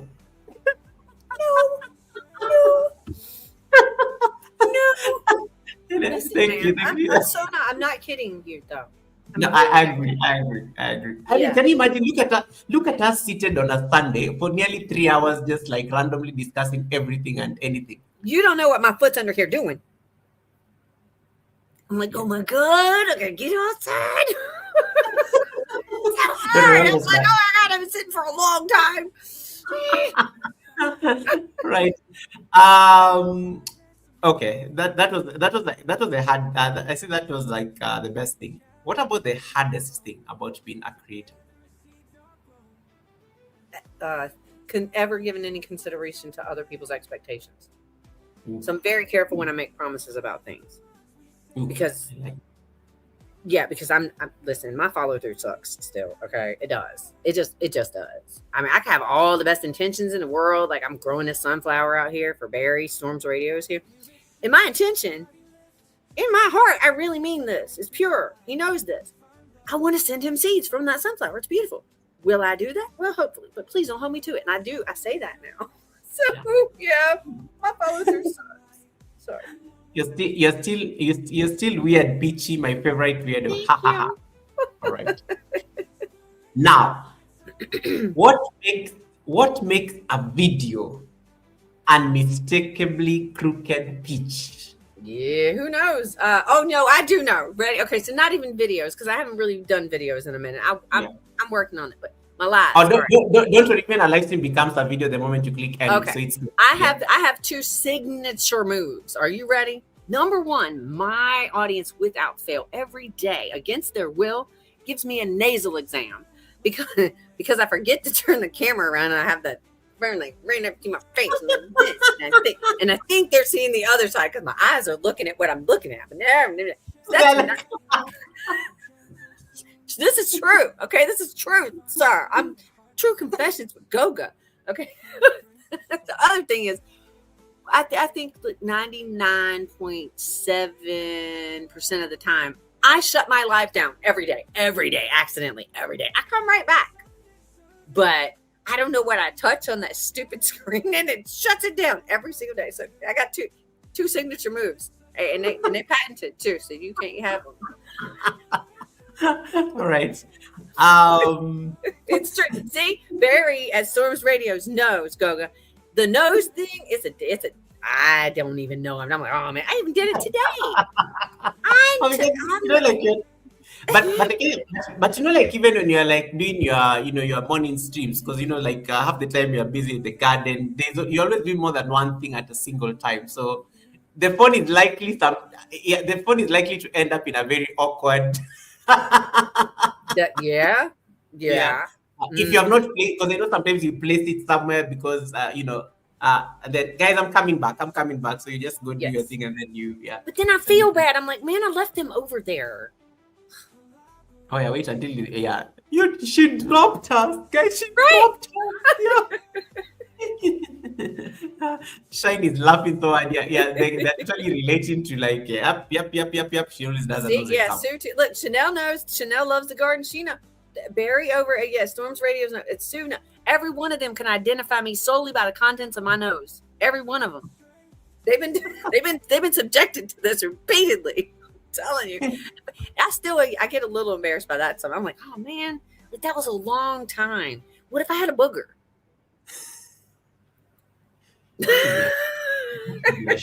I'm just thinking about how that can be repurposed into content in addition to the. What do y'all teach me? Everything is content, right? Everything. Everything is content. daily Nostril exam. The last two questions I'm going to ask you are: number one, what is the messiest part of your new life? Because I know there's a very powerful statement I like. Growth is kind of messy, but eventually it's important for it to be messy because it will help you understand the work that you put in to get there. So what is the messiest part of this new life, or the Crooked Pitch 2.0? The messiest part is while I have found my voice, I'm still working enormously on the restraints. Wow. Okay. Restraints. Yes. It's a lot. It's a lot. Yeah. Oof. What is the one thing from your old life that you don't miss at all? One? Shit. I got like 14,000. Okay. Okay. We got maybe two. I like I say 14,000. Okay, we'll be here for like the rest of the year. Oh. It's so hard to pick only two. Okay, one. Wait, do I miss anything? No. Okay. No, I don't. What was the question again? Because look, I am autistic. That is you actually got it because I asked the one thing from your old life that you don't miss at all. I don't miss any of it. I don't miss following other people's schedules. I don't miss. Oh my God, I do not miss those tiny little bleached anemic white store eggs. Like I don't miss that at all. I don't miss store-bought bread. I don't miss what I thought was a really good exchange of my time. I don't miss having other people cook stuff that is going to be put in my mouth for me. And I don't miss any of it. I don't do anything the way that I used to do things. And that's the part that's so hard because I'm not just redoing one part of my life. It is literally the entire thing. If I had to sum it up in one sentence, is what is actually happening over here at Crooked Peach with Peach is that I'm just becoming a better human. Yeah. Wow. I like that. I don't miss anything at all. And I think it shows how, it shows that transition from the things that, that defined you back in the day. And how you've had to like outgrow them. And, I think I like that. I like that answer. And finally, if somebody was watching us right now at the Sunday service or replaying this video and they're sitting in the middle of their own 2.0, for lack of a better word. Let's say they're 40, they're 50, 60, 70. They've lost their health, their careers, their confidence. Maybe they've had to change their cities, maybe their marriages or their direction. What is that one thing you'd want them to know the benefit at least of retrospect, and the fact that you had to restart your life, and now you had to like re-envision your life. What is that one thing you tell them? Every instruction manual that life has ever given you, throw it out. Just throw it out. Write your own. It doesn't matter how old you are. It doesn't matter what your dream is. It doesn't matter what your passion is. It doesn't matter what your timeline is. Throw out all the old information because it does not apply. That's what I would tell.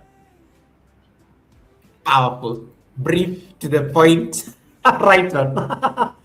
Peach, almost 3 hours of having a conversation. I thought we'd be here for 2 hours.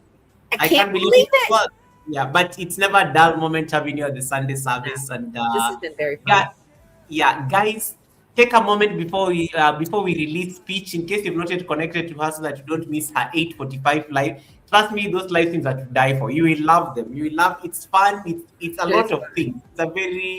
It's a very nice conversation. Sometimes you're just listening in there, and I'm like, half the time you're laughing, half the time you're like, okay, now what is she doing with the chickens?